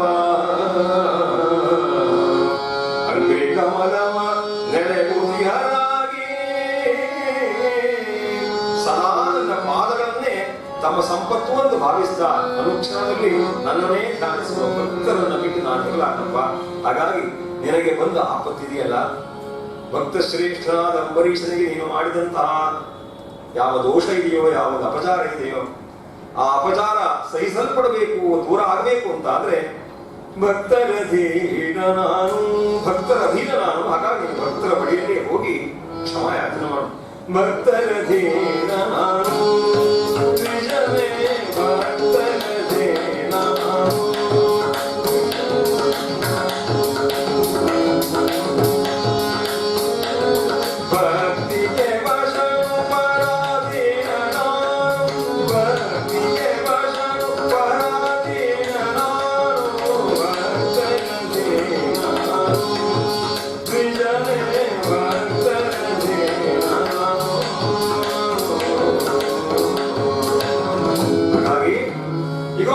ಪ್ರಾಣವು ಸಂರಕ್ಷಿತವಾಗಬೇಕು ಅಂತಾದ್ರೆ ಆ ಅಂಬರೀಷ ಮಹಾರಾಜನ ಬಳಿಯಲ್ಲಿ ಹೋಗಿ ಕ್ಷಮಾಯಾಚನೆ ಮಾಡು ಅಂತ ಹೇಳುವಾಗ ತನ್ನ ತಪ್ಪಿಗಾಗಿ ಅತುಲವಾದಂತಹ ಪಶ್ಚಾತ್ತಾಪವನ್ನು ಅನುಭವಿಸ್ತಾ ಪಶ್ಚಾತ್ತಾಪದ ಅನಲದಲ್ಲಿ ದಗ್ಧನಾಗ್ತಾ ಲಬ್ಧನಾಗ್ತಾ ಖೇದವನ್ನು ಹೊಂದುತ್ತಾ ಭರದಿಂದ ನೇರವಾಗಿ ಅಂಬರೀಷನ ಆಸ್ಥಾನಕ್ಕೆ ಆಗಮಿಸಿದ್ದಾನೆ. ಅಂಬರೀಷ ಮಹಾರಾಜ ಭಕ್ತ ಶ್ರೇಷ್ಠನವ, ಪ್ರಾತಸ್ಮರಣೀಯನವ. ದೂರ್ವಾಸರು ಈಗ ಬರ್ತಾರೆ ಆಗ ಬರ್ತಾರೆ ಅಂತ ಪ್ರತೀಕ್ಷೆ ಮಾಡ್ತಾ ಊಟವನ್ನೂ ಸ್ವೀಕಾರ ಮಾಡದೆ ಅವರ ಪ್ರತೀಕ್ಷೆಯನ್ನು ಕಾಲ ಕಳೀತಾ ಇದ್ದಾರೆ. ನೇರವಾಗಿ ದೂರ್ವಾಸ ಮಹರ್ಷಿಗಳು ಬಂದು ಅಂಬರೀಷನ ಪಾದಗಳಲ್ಲಿ ನಮಸ್ಕಾರ ಮಾಡುವುದನ್ನು ಕಂಡು ಲಘುಬಗೆಯಿಂದ ಎದ್ದಿದ್ದ. ಮಹಾತ್ಮರೇ, ಅಪಚಾರ, ನಿಮ್ಮ ಪಾದಾರವಿಂದಗಳಲ್ಲಿ ನಾನು ನತಮಸ್ತಕನಾಗಬೇಕೇ ಹೊರತು ನೀವು ಬಗ್ಗಬೇಕಾದಿಲ್ಲ. ಜ್ಞಾನ ನಿಧಿಗಳು ತಾಪುವಂತವರನ್ನು ಉತ್ತಮ ಆಸನದಲ್ಲಿ ಕುಳ್ಳಿರಿಸಿ ತಾತ್ಕಾಲ ನಮಸ್ಕಾರ ಮಾಡ್ತಾ, ಇಗೋ ಬರಬೇಕು, ನಿಮಗೋಸ್ಕರವಾಗಿ ಪಾಲನೆ ಸಿದ್ಧವಾಗಿದೆ, ಭೋಜನ ಸಿದ್ಧವಾಗಿದೆ, ಇದನ್ನು ಸ್ವೀಕಾರ ಮಾಡಿ ನನಗೆ ಪೂರ್ಣವಾದ ಆಶೀರ್ವಾದವನ್ನು ಅನುಗ್ರಹಿಸಿ ಏಕಾದಶಿ ವ್ರತದ ಪೂರ್ಣ ಪುಣ್ಯ ಬರುವ ಹಾಗೆ ಅನುಗ್ರಹ ಮಾಡಬೇಕು ಅಂತ ಹೇಳಿಕೊಳ್ಳುವಾಗ ಆ ದೂರ್ವಾಸರನ್ನು ಸಂಹಾರ ಮಾಡಲಿಕ್ಕಾಗಿ ಪ್ರಚಂಡವಾದ ಅಗ್ನಿ ಜ್ವಾಲೆಯನ್ನ ಹೊರಸೂಸುತ್ತಾ ಸುದರ್ಶನ ಚಕ್ರ ಅಲ್ಲಿಯೂ ಆಗಮಿಸಿಬಿಟ್ಟಿದೆ. ಏನು ಮಾಡಬೇಕು ಅಂತ ತೋಚದೆ ಆ ಅಂಬರೀಷನಲ್ಲಿ ಪ್ರಾರ್ಥನೆ ಮಾಡಿದ ದೂರ್ವಾಸ ರಕ್ಷಣೆ ಮಾಡು. ಆಗ ಅಂಬರೀಷ ಮಹಾರಾಜ ಬದ್ಧಾಂಜಲಿಯಾಗಿ ಭಗವಂತನ ನಾಮಸ್ಮರಣೆಗಳನ್ನು ಮಾಡ್ತಾ ಆ ಸುದರ್ಶನ ಚಕ್ರದಲ್ಲಿ ಪ್ರಾರ್ಥನೆ ಮಾಡ್ತಾನೆ. ಮನ್ನಿಸು ಬ್ರಾಹ್ಮಣನ ಸುದರ್ಶನ, ಮನ್ನಿಸು ಬ್ರಾಹ್ಮಣನ ಸುದರ್ಶನ, ಮನ್ನಿಸು ಬ್ರಾಹ್ಮಣನ.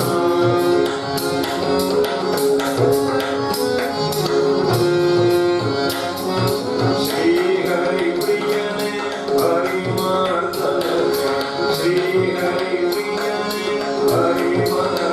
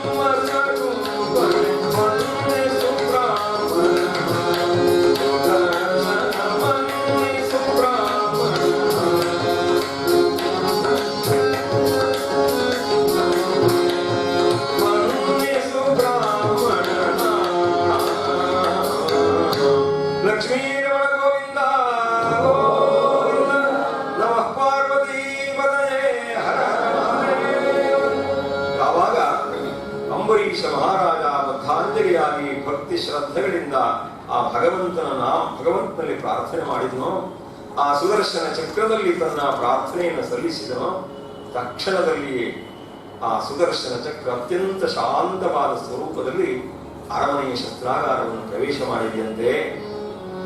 ಅಂಬರೀಷನ ಅತಿ ಉತ್ಕಟವಾದ ಪರಮಭಕ್ತಿಯನ್ನು ಕಂಡು ಆ ದೂರ್ವಾಸರಿಗೆ ನಾಚಿಕೆ ಉಂಟಾಗುತ್ತಾ ಇದೆ. ಮಹಾರಾಜ, ನಿಜಕ್ಕೂ ಭೋಗದ ನಡುವೆಯೇ ಇದ್ದು ಎಲ್ಲ ಭೋಗಗಳ ತ್ಯಾಗ ಮಾಡಿ ಭಗವಂತನಲ್ಲಿ ಅತಿ ಉತ್ಕಟವಾದ ಭಕ್ತಿಯನ್ನು ಸಾಧನೆ ಮಾಡಿದ ನೀನು ಸಾಧಾರಣನಲ್ಲ. ನಾವೆಲ್ಲ ಅಡವಿಯಲ್ಲಿದ್ದು ತಪೋವನದಲ್ಲಿದ್ದು ಇಂದ್ರಿಯ ನಿಗ್ರಹವನ್ನ ಸಾಧಿಸಿಯೂ ಇಂತಹ ಅನರ್ಥ ಪರಂಪರೆಯನ್ನು ಮಾಡಿದವಲ್ಲ. ನಿಜವಾಗಿ ನೀನೇ ಭಕ್ತ ಶ್ರೇಷ್ಠ ಅಂತ ತುಂಬ ನಾಚಿಕೊಡುತ್ತಾರೆ. ಆದರೆ ತನ್ನ ಕುರಿತಾಗಿ ಸ್ವಲ್ಪವೂ ಅಹಂಕಾರ ತಾನು ಪಟ್ಟುಕೊಳ್ಳದೆ ಪುನಃ ದುರ್ವಾಸನ ನಮಸ್ಕರಿಸ್ತಾ ಅವರಿಗೆ ಷಟ್ರಸೋಪೇತವಾದ ಭೋಜನವನ್ನು ವ್ಯವಸ್ಥೆ ಮಾಡಿ ಆ ಮುನಿಪೋತ್ತಮರ ಆಶೀರ್ವಾದವನ್ನು ಸಂಪಾದನೆ ಮಾಡುತ್ತಾರೆ. ದೂರ್ವಾಸರು ಇಷ್ಟು ಸಣ್ಣ ಸ್ವಭಾವದವರೇ, ಸಾವಿರ ವರ್ಷಗಳ ಕಾಲ ತಪಸ್ಸನ್ನು ಮಾಡಿದವರು ಒಬ್ಬ ಅಜ್ಞಾನಿ ಹಾಗೆ ಹೀಗೆ ಕಾಲವನ್ನು ಕಳೆದರೆ ಈ ಘಟನೆಗೆ ಏನು ಅರ್ಥ ಅಂತ ನಾವು ಜ್ಞಾನಿಗಳು ಕೇಳಿದ್ರೆ ಹೇಳ್ತಾರೆ, ದೂರ್ವಾಸರ ಅಜ್ಞಾನದ ಕಥೆ ಅಲ್ಲ ಇದು, ಭಕ್ತಿ ವಿಜಯದ ಕಥೆ, ಭಕ್ತ ವಿಜಯದ ಕಥೆ. ಯಾವಾತನು ಭಗವಂತನಲ್ಲಿ ಭಕ್ತಿ ಮಾಡ್ತಾನೋ ಅವನಿಗೆ ಅನೇಕ ವಿಘ್ನ ಪರಂಪರೆಗಳು ಬರುತ್ತಾರೆ. ಅಂತಹ ವಿಘ್ನ ಪರಂಪರೆಗಳು ಬಂದರೂ ಅದನ್ನೆಲ್ಲ ಎದುರಿಸುವ ಶಕ್ತಿ ಭಕ್ತನಿಗೆ ಇರುತ್ತದೆ ಅನ್ನುವುದನ್ನು ಜಗತ್ತಿಗೆ ಸಾರಿ ಹೇಳುವ ಸಂದೇಶವನ್ನು ಹೊತ್ತು ಈ ಭಾಗವತದ ಕಥೆಯಲ್ಲಿ ಪ್ರಕಟಗೊಂಡಿದೆ. ಒಂದು ಶಾಲೆಯಲ್ಲಿ ಮೇಷ್ಟ್ರು ಕೇಳಿದ್ರಂತೆ, ಭಗವಂತನಿಗಿಂತ ದೊಡ್ಡವರು ಯಾರು? ಒಬ್ಬ ಹುಡುಗ ಹೇಳಿದ, ಭಗವಂತನಿಗಿಂತ ದೊಡ್ಡದು ಭೂಮಿ ಅಂತ.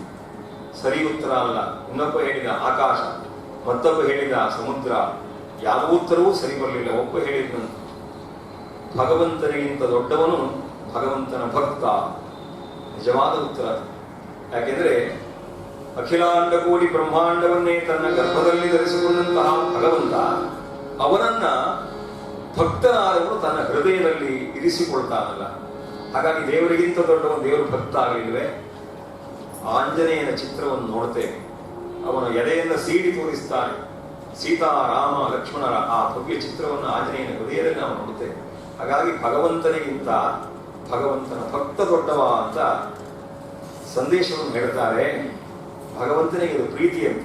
ಒಬ್ಬ ದಾಸರು ಹೇಳ್ತಾರೆ ಬಹಳ ಸೊಗಸಾಗಿ, ಗಂಟೆಯಂತೆ ನೀನು ನಾಲಿಗೆಯಂತೆ ನಾನು. ನಮಗೆಲ್ಲ ಗಂಟೆ ಪರಿಚಯ.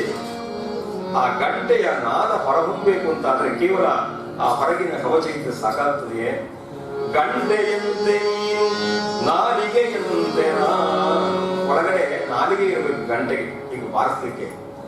ಗಂಟೆಯೊಳಗೆ ನಾಲಿಗೆ ಅಡಕವಾಗಿಪ್ಪೋದು ಬಂಡ ನಾನಿನ್ನೊಳು ಅಡಕವಾಗಿಪ್ಪೆನು. ಭಗವಂತ ಹೇಳ್ತಾನೆ ಆ ಭಕ್ತ, ಹೇ ದೇವ, ನೀನೇ ಗಂಟೆ. ಆ ಗಂಟೆಯೊಳಗೆ ನಾನು, ಆ ಗಂಟೆಯೊಳಗಿನ ನಾಲಿಗೆ ನಾನು ಭಾವಿಸ್ತೇನೆ. ಗಂಟೆಯ ನಾದ ಹೊರಹೊಮ್ಮಿ ಜಗತ್ತಿಗೆಲ್ಲ ಅನುರಣಿಸಬೇಕು ಅಂತ ಆದ್ರೆ ಒಳಗಿರುವ ಆ ನಾಲಿಗೆ ತಾನು ಕೆಲಸ ಮಾಡಬೇಕು. ಹಾಗೆಯೇ ಆ ಭಕ್ತನಾದವನು ಭಗವಂತನ ಮಹಿಮೆಗಳನ್ನೆಲ್ಲ ಹಾಡಿ ಹೊಗಳ್ತಾನೆ. ಇಡೀ ಪ್ರಪಂಚಕ್ಕೆ ತಿಳಿಯುವ ಹಾಗೆ ಮಾಡ್ತಾನೆ. ಪ್ರಹ್ಲಾದನ ಕಾರಣದಿಂದ ನರಸಿಂಹನ ಮಹಿಮೆ ಪ್ರಕಟಗೊಂಡಿದೆ.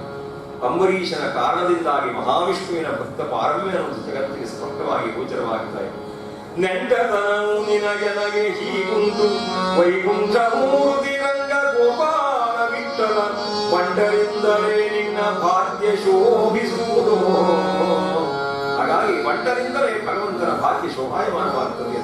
ಆ ಅರ್ಥದಲ್ಲಿ ಭಕ್ತಿಯ ಮಹಿಮೆಯನ್ನು ಹೇಳುವುದಕ್ಕಾಗಿ, ಭಕ್ತಿಯ ವಿಜಯವನ್ನು ಸಾರುವುದಕ್ಕಾಗಿ ಭಗವಂತನಿಗೆ ಗೈದ ಭಗವಂತನ ಪ್ರೇರಣೆಯಿಂದಲೇ ಸಂಕಲ್ಪಿತವಾದ ಒಂದು ನಾಟಕ ವಿಶೇಷ ಇದೆ. ಹಾಗಾಗಿ ಈ ಒಂದು ಪುಟ್ಟ ಕಥಾನಕದಿಂದ ಭಕ್ತಿಯ ಮಹಿಮೆ, ಭಕ್ತರ ಮಹಿಮೆಯನ್ನ ಈವರೆಗೆ ನನಗೆ ಪ್ರಸ್ತುತಪಡಿಸಲಿಕ್ಕೆ ಉತ್ತಮವಾದ ಅವಕಾಶವನ್ನ ಆಶ್ರಮದ ಎಲ್ಲ ಸಾಧುಗಳು ನನಗೆ ಒದಗಿಸಿಕೊಟ್ಟಿದ್ದಾರೆ. ಅಂಬರೀಷನ ಕಥೆ ಕೇಳುವ, ಏಕಾದಶಿ ಎಂದೇ ಪುಣ್ಯ ಕಥೆಯನ್ನು ಕೇಳುವ ಹಾಗೆ ಕೇಳಿಸುವ ಭಾಗ್ಯ ದೊರೆತದ್ದು ಭಗವದ್ ಅನುಗ್ರಹ, ರಾಮಕೃಷ್ಣ ಪರಮಹಂಸರ ಪರಮಾನುಗ್ರಹ ಅಂತ ನಾನು ಭಾವಿಸಿಕೊಳ್ತೇನೆ. ಅಂಬರೀಷನ ಕಥೆ ಅಂತ ಹೇಳಿದ ತಕ್ಷಣ ಯಾರೋ ಒಬ್ರು ಕೇಳಿದ್ರು, ಅಂಬರೀಷನ ಕಥೆನ ಶುರು ಮಾಡಿದ್ದೀರೋ ಅಂತ.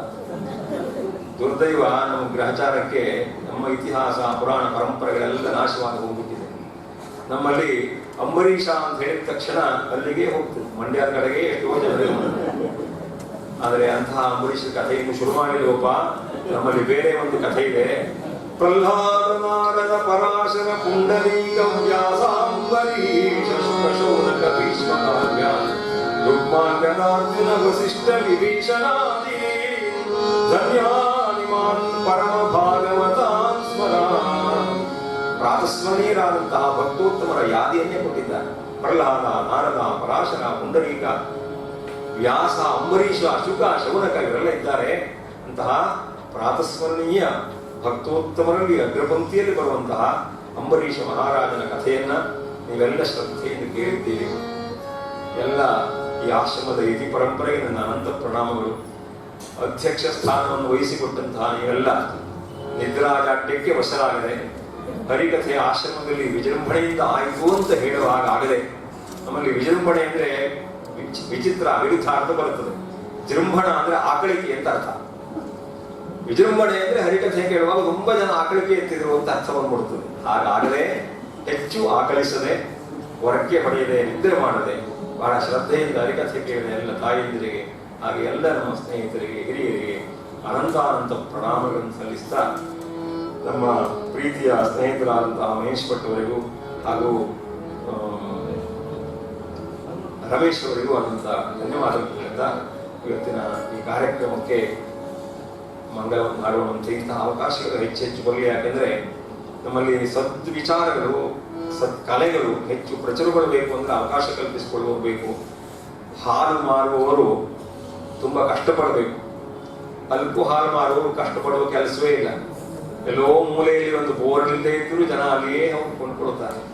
ಈ ಹರಿಕಥೆ ಮಾಡೋದು ಅಲ್ಪ ಹಾಲು ಮಾರಿದ ಹಾಗಲ್ಲ, ಹಾಲು ಮಾರೋದು. ಹಾಲು ಮಾರೋದ್ರೆ ಬೆಳಗ್ಗೆ ಬೇಗ ಎದ್ದು ಸೈಕಲ್ ತಗೊಂಡು ಮನೆ ಬಾಗಿಲು ತಿಪ್ಪಿ ಅಲ್ಲಿ ಹಾಲು ಕೊಟ್ಟು ಬರಬೇಕು. ತಿಂಗಳ ಕೊನೆಯಲ್ಲಿ ದುಡ್ಡು ತಗೊಳ್ಬೇಕು. ಅಲ್ಪ ಹಾಲಲ್ಲಿ ಆ ವ್ಯವಸ್ಥೆ ಇಲ್ಲ, ಹೋದ ತಕ್ಷಣ ದುಡ್ಡು ಕೊಟ್ಟೇ ಕೊಡಬೇಕು. ಹಾಲು ಮಾರುವುದು ಬಹಳ ಕಷ್ಟ, ಸಂಪಾದನೆ ಕಡಿಮೆ, ಶ್ರಮ ಜಾಸ್ತಿ. ಆದರೆ ಹಾಲು ಮಾರುವವರಿಗೆ ಒಂದು ಸಮಾಧಾನ, ಲೋಕಕ್ಕೆ ಬದುಕಿಗೆ ಬೇಕಾದ ಪುಷ್ಟಿಕರವಾದ ವಸ್ತುವನ್ನು ಕೊಟ್ಟಿದ್ದೇನೆ ಅಂತ ಈ ಜೀವನದಲ್ಲಿ ಸಂತೋಷ ಅನುಭವಿಸ್ತಾರೆ. ಅಲ್ಪ ಹಾಲು ಮಾರುವವರಿಗೆ ಕೊನೆಗಾಲದ ಸಂತೋಷ ಇದೆಯೇ, ನಾನೇನು ಕೊಟ್ಟಿ ಸಮಾಜಕ್ಕೆ. ಹಾಗಾಗಿ ಇಂತಹ ಒಂದು ಹಾಲು ಮಾರುವ ಈ ಒಂದು ಕಾಯಕಕ್ಕೆ ಅವಕಾಶ ಕೊಡಿ ಎಂದು ಪುನಃ ನಿಮಗೆ ಕೇಳುತ್ತೇನೆ. ನಿಮ್ಮ ಅವಕಾಶ ಹೆಚ್ಚು ಹೆಚ್ಚು ಒದಗಿ ಬರಲಿ, ಈ ಕಲೆಗೆ ನಿಮ್ಮ ಪ್ರೋತ್ಸಾಹ ಸಿಗಲಿ ಅಂತ ಎಲ್ಲ ಸಾಮಾಜಿಕರಲ್ಲಿ ಈ ಯತಿಗಳನ್ನೆಲ್ಲ ಪ್ರಾರ್ಥನೆ ಮಾಡಿ ಇವತ್ತಿನ ಕಾರ್ಯಕ್ರಮಕ್ಕೆ ಮಂಗಲವನ್ನು ನೋಡುತ್ತೇವೆ. ಮಂಗಲಂ ಜಯ ಮಂಗಲಂ ಶುಭ ಮಂಗಲಂ ಮಹಾದೇವಿಗೆ ಮಂಗಳಾರತಿ ತಂದು ಬೆಳಗುವೆ ಇಂದು ನರನಾರಾಯಣಿಗೆ. ಮಂಗಳಾರತಿ ತಂದು ಬೆಳಗುವೆ ಇಂದು ನರನಾರಾಯಣಿಗೆ. ಮಂಗಲಂ ಜಯ ಮಂಗಲಂ ಶುಭ ಮಂಗಲಂ ಮಹಾದೇವಿಗೆ ಮಂಗಳಾರತಿ ತಂದು ಬೆಳಗುವೆ ಇಂದು ನರನಾರಾಯಣಿಗೆ. ಆದಿಮಾಯೆಗೆ ಮೋದದಿಂದಲೇ ಆದಿಪೂಜ್ಯನ ಮಾತೆಗೆ ಭೇದವಿಲ್ಲದೆ ಭಕ್ತವೃಂದವ ಆದರಿಸಿ ಕೊರೆದವನಿಗೆ. ಭೇದವಿಲ್ಲದೆ ಭಕ್ತವೃಂದವ ಆದರಿಸಿ ಕೊರೆದವನಿಗೆ. ಮಂಗಲಂ ಜಯ ಮಂಗಲಂ ಶುಭ ಮಂಗಲಂ ಮಹಾದೇವಿಗೆ ಮಂಗಳಾರತಿ ತಂದು ಬೆಳಗುವೆ ಇಂದು ನರನಾರಾಯಣಿಗೆ. ಇಂದು ನರನಾರಾಯಣಿಗೆ. ಇಂದು ನರನಾರಾಯಣಿಗೆ. ನಮಃ ಪಾರ್ವತೀ ಪತಯೇ ಹರ ಹರ ಮಹಾದೇವ. ಭಗವಾನ್ Shri Ramakrishna key Jaya.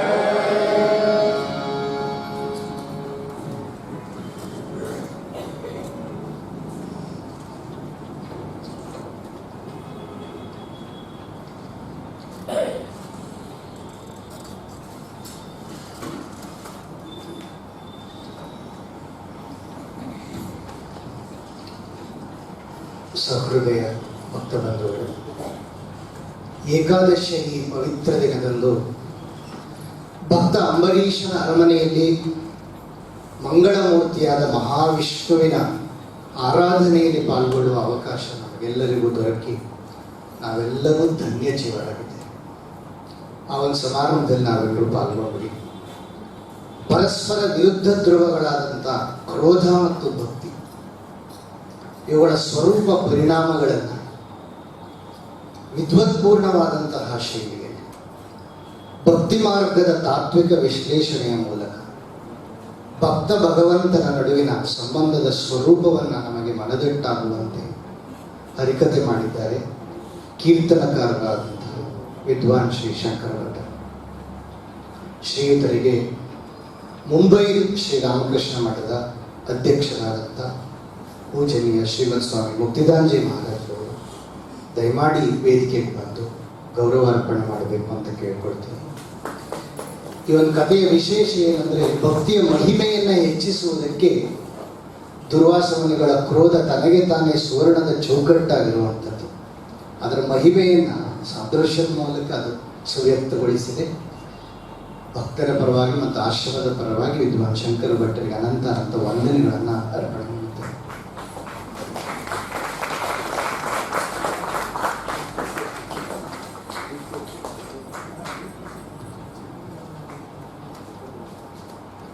Thank you Swamiji. Harmonium ನುಡಿಸಿದಂಥ ಶ್ರೀ ಮಹೇಶ್ ಭಟ್ರವರಿಗೆ ಧನ್ಯವಾದಗಳು. ಸ್ವಾಮೀಜಿಯವರಿಂದ ಅವರಿಗೆ ಆಶೀರ್ವಾದ.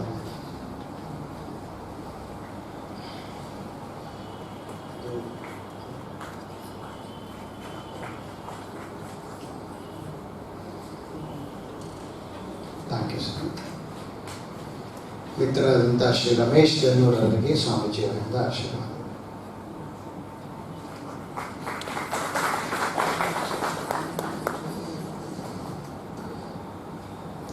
ಮೂರು ಜನರಿಗೂ ಮತ್ತೊಮ್ಮೆ ಆಶ್ರಮದ ಪರವಾಗಿ ಮತ್ತು ಇಲ್ಲಿ ನೆರೆದಿರ್ತಕ್ಕಂಥ ಎಲ್ಲ ಸದ್ಭಕ್ತರ ಪರವಾಗಿ ಅನಂತ ವಂದನೆಗಳನ್ನು ಸಲ್ಲಿಸ್ತಾ ಇದ್ದೇನೆ. ಒಂದು ಪ್ರಕಟಣೆ ತಾವೆಲ್ಲರೂ ಹೊರಡೋಕ್ಕಿಂತ ಮುಂಚೆ ಯಕ್ಷ ಮಂಜೂಷ ಕುಳಾಯಿ ಮಂಗಳೂರು ಮತ್ತು ಬೆಂಗಳೂರಿನ ಕನ್ನಡ ಮತ್ತು ಸಂಸ್ಕೃತಿ ಇಲಾಖೆ ಇವರ ವತಿಯಿಂದ ಮೈಸೂರು ಮಹಾನಗರದಲ್ಲಿ ಯಕ್ಷಗಾನ ತಾಳಮದ್ದಳೆ ಸಪ್ತಾಹ ನಡೀತಾ ಇದೆ. ನವೆಂಬರ್ 4ರಿಂದ 10ನೇ ತಾರೀಕಿನವರೆಗೆ ಸತತವಾಗಿ ಯಕ್ಷಗಾನ ತಾಳಮದ್ದಳೆ ಸಪ್ತಾಹ. ಇದರಲ್ಲಿ ಒಂದು ದಿನ ಅಂದರೆ ದಿನಾಂಕ 6 ಭಾನುವಾರ ಸಮಯ ಸಂಜೆ 4:30ಕ್ಕೆ ನಮ್ಮ ರಾಮಕೃಷ್ಣಾಶ್ರಮದಲ್ಲಿ ಈ ಸಭಾಂಗಣದಲ್ಲಿ ಶ್ರೀರಾಮ ನಿರ್ಯಾಣ ಅಂತ ಪ್ರಸಂಗ. ಕವಿ ಹೊಸತೋಟ ಮಂಜುನಾಥ್ ಭಾಗವತರು ಆಗಮಿಸ್ತಾ ಇದ್ದಾರೆ. ಭಾಗವತರಾಗಿ ದಿನೇಶ್ ಅಮ್ಮಣ್ಣಯ್ಯ ಮತ್ತು ಪುತ್ತಿಗೆ ರಘುರಾಮ್ ಕೊಳ್ಳ ಅವರು, ಪಕ್ಕವಾದ್ಯದಲ್ಲಿ ಅಡೂರು ಗಣೇಶ್ ರಾವ್, ಮುರಾರಿ, ಕಡಂಬಳಿತಾಯ ಮತ್ತು ಪೂರ್ಣೇಶಾಚಾರ್ಯ, ಅರ್ಥಧಾರಿಗಳು ಹಿರಣ್ಯ ವೆಂಕಟೇಶ್ವರ ಭಟ್, ರಾಧಾಕೃಷ್ಣ ಕಲ್ಚಾರ್, ವಾಸುದೇವ ರಂಗ ಭಟ್ ಮತ್ತು ಸಂಕದಗೊಂಡಿ ಗಣಪತಿ ಭಟ್ ಅವರು. ಸೊ ಇವರೆಲ್ಲರೂ ಪ್ರಸ್ತುತಪಡಿಸಿರ್ತಕ್ಕಂಥ ಕಾರ್ಯಕ್ರಮ ಶ್ರೀರಾಮ ನಿರ್ಯಾಣ ಅನ್ನುವ ಯಕ್ಷಗಾನ ತಾಳಮದ್ದಳೆ. ಅಲ್ಲಿಗೆ ತಮಗೆಲ್ಲರಿಗೂ ಮುಕ್ತವಾದಂತಹ ಆದರಣೀಯವಾದಂತಹ ಸ್ವಾಗತ. ದಿನಾಂಕ 6 ಭಾನುವಾರ ಇರುತ್ತೆ. ಇವತ್ತು ಸಂಜೆ 4:30ರಿಂದ ತಾವೆಲ್ಲರೂ ಹೆಚ್ಚಿನ ಸಂಖ್ಯೆಯಲ್ಲಿ ಆಗಮಿಸಬೇಕು. ಮತ್ತು ಯಕ್ಷಗಾನ ತಾಳಮದ್ದಳೆ ಪ್ರಿಯರು ತಮ್ಮ ಸಂಬಂಧಿಕರಲ್ಲಿ ಸ್ನೇಹಿತರ ವಲಯದಲ್ಲಿ ಇದ್ದರೆ ಅವರಿಗೆ ತಿಳಿಸಿ ಅವರನ್ನು ಕರ್ಕೊಂಡು ಬಂದು ಹೆಚ್ಚು ಜನರನ್ನು ಸೇರಿಸಬೇಕು. ಇದಲ್ಲದೆ ಮೈಸೂರಿನ ನಾದಬ್ರಹ್ಮ ಮತ್ತು ಗಾನಭಾರತಿ ವೀಣೆ ಶಿಕ್ಷಣ ಮಂದಿರಗಳಲ್ಲಿ ಈ ಕಾರ್ಯಕ್ರಮಗಳು ವಾರ ಪೂರ್ತಿ ನಡೆಯುತ್ತೆ. ಅದರ ವಿವರವನ್ನು ತಾವು ನಂತರ ಪಡಿಬಹುದು. ಈಗ ಈ ಒಂದು ಆಮಂತ್ರಣಕ್ಕೆ ತಾವೆಲ್ಲರೂ ಆಗಮಿಸಿ ಪ್ರೋತ್ಸಾಹ ನೀಡಿದ್ದಕ್ಕೆ ಕಾರ್ಯಕ್ರಮಕ್ಕೆ ತಾವೆಲ್ಲರಿಗೂ ವಂದನೆಗಳು. ಜೈಕಾರದೊಂದಿಗೆ ಕಾರ್ಯಕ್ರಮವನ್ನು ಸಮಾಪ್ತ ಮಾಡಿ. ಜೈ ಶ್ರೀ ಗುರು ಮಹಾರಾಜ್ ಜಿ ಕಿ ಜೈ, ಶ್ರೀ ಮಹಾಮಾಯಿ की जय, श्री स्वामी जी महाराज जी की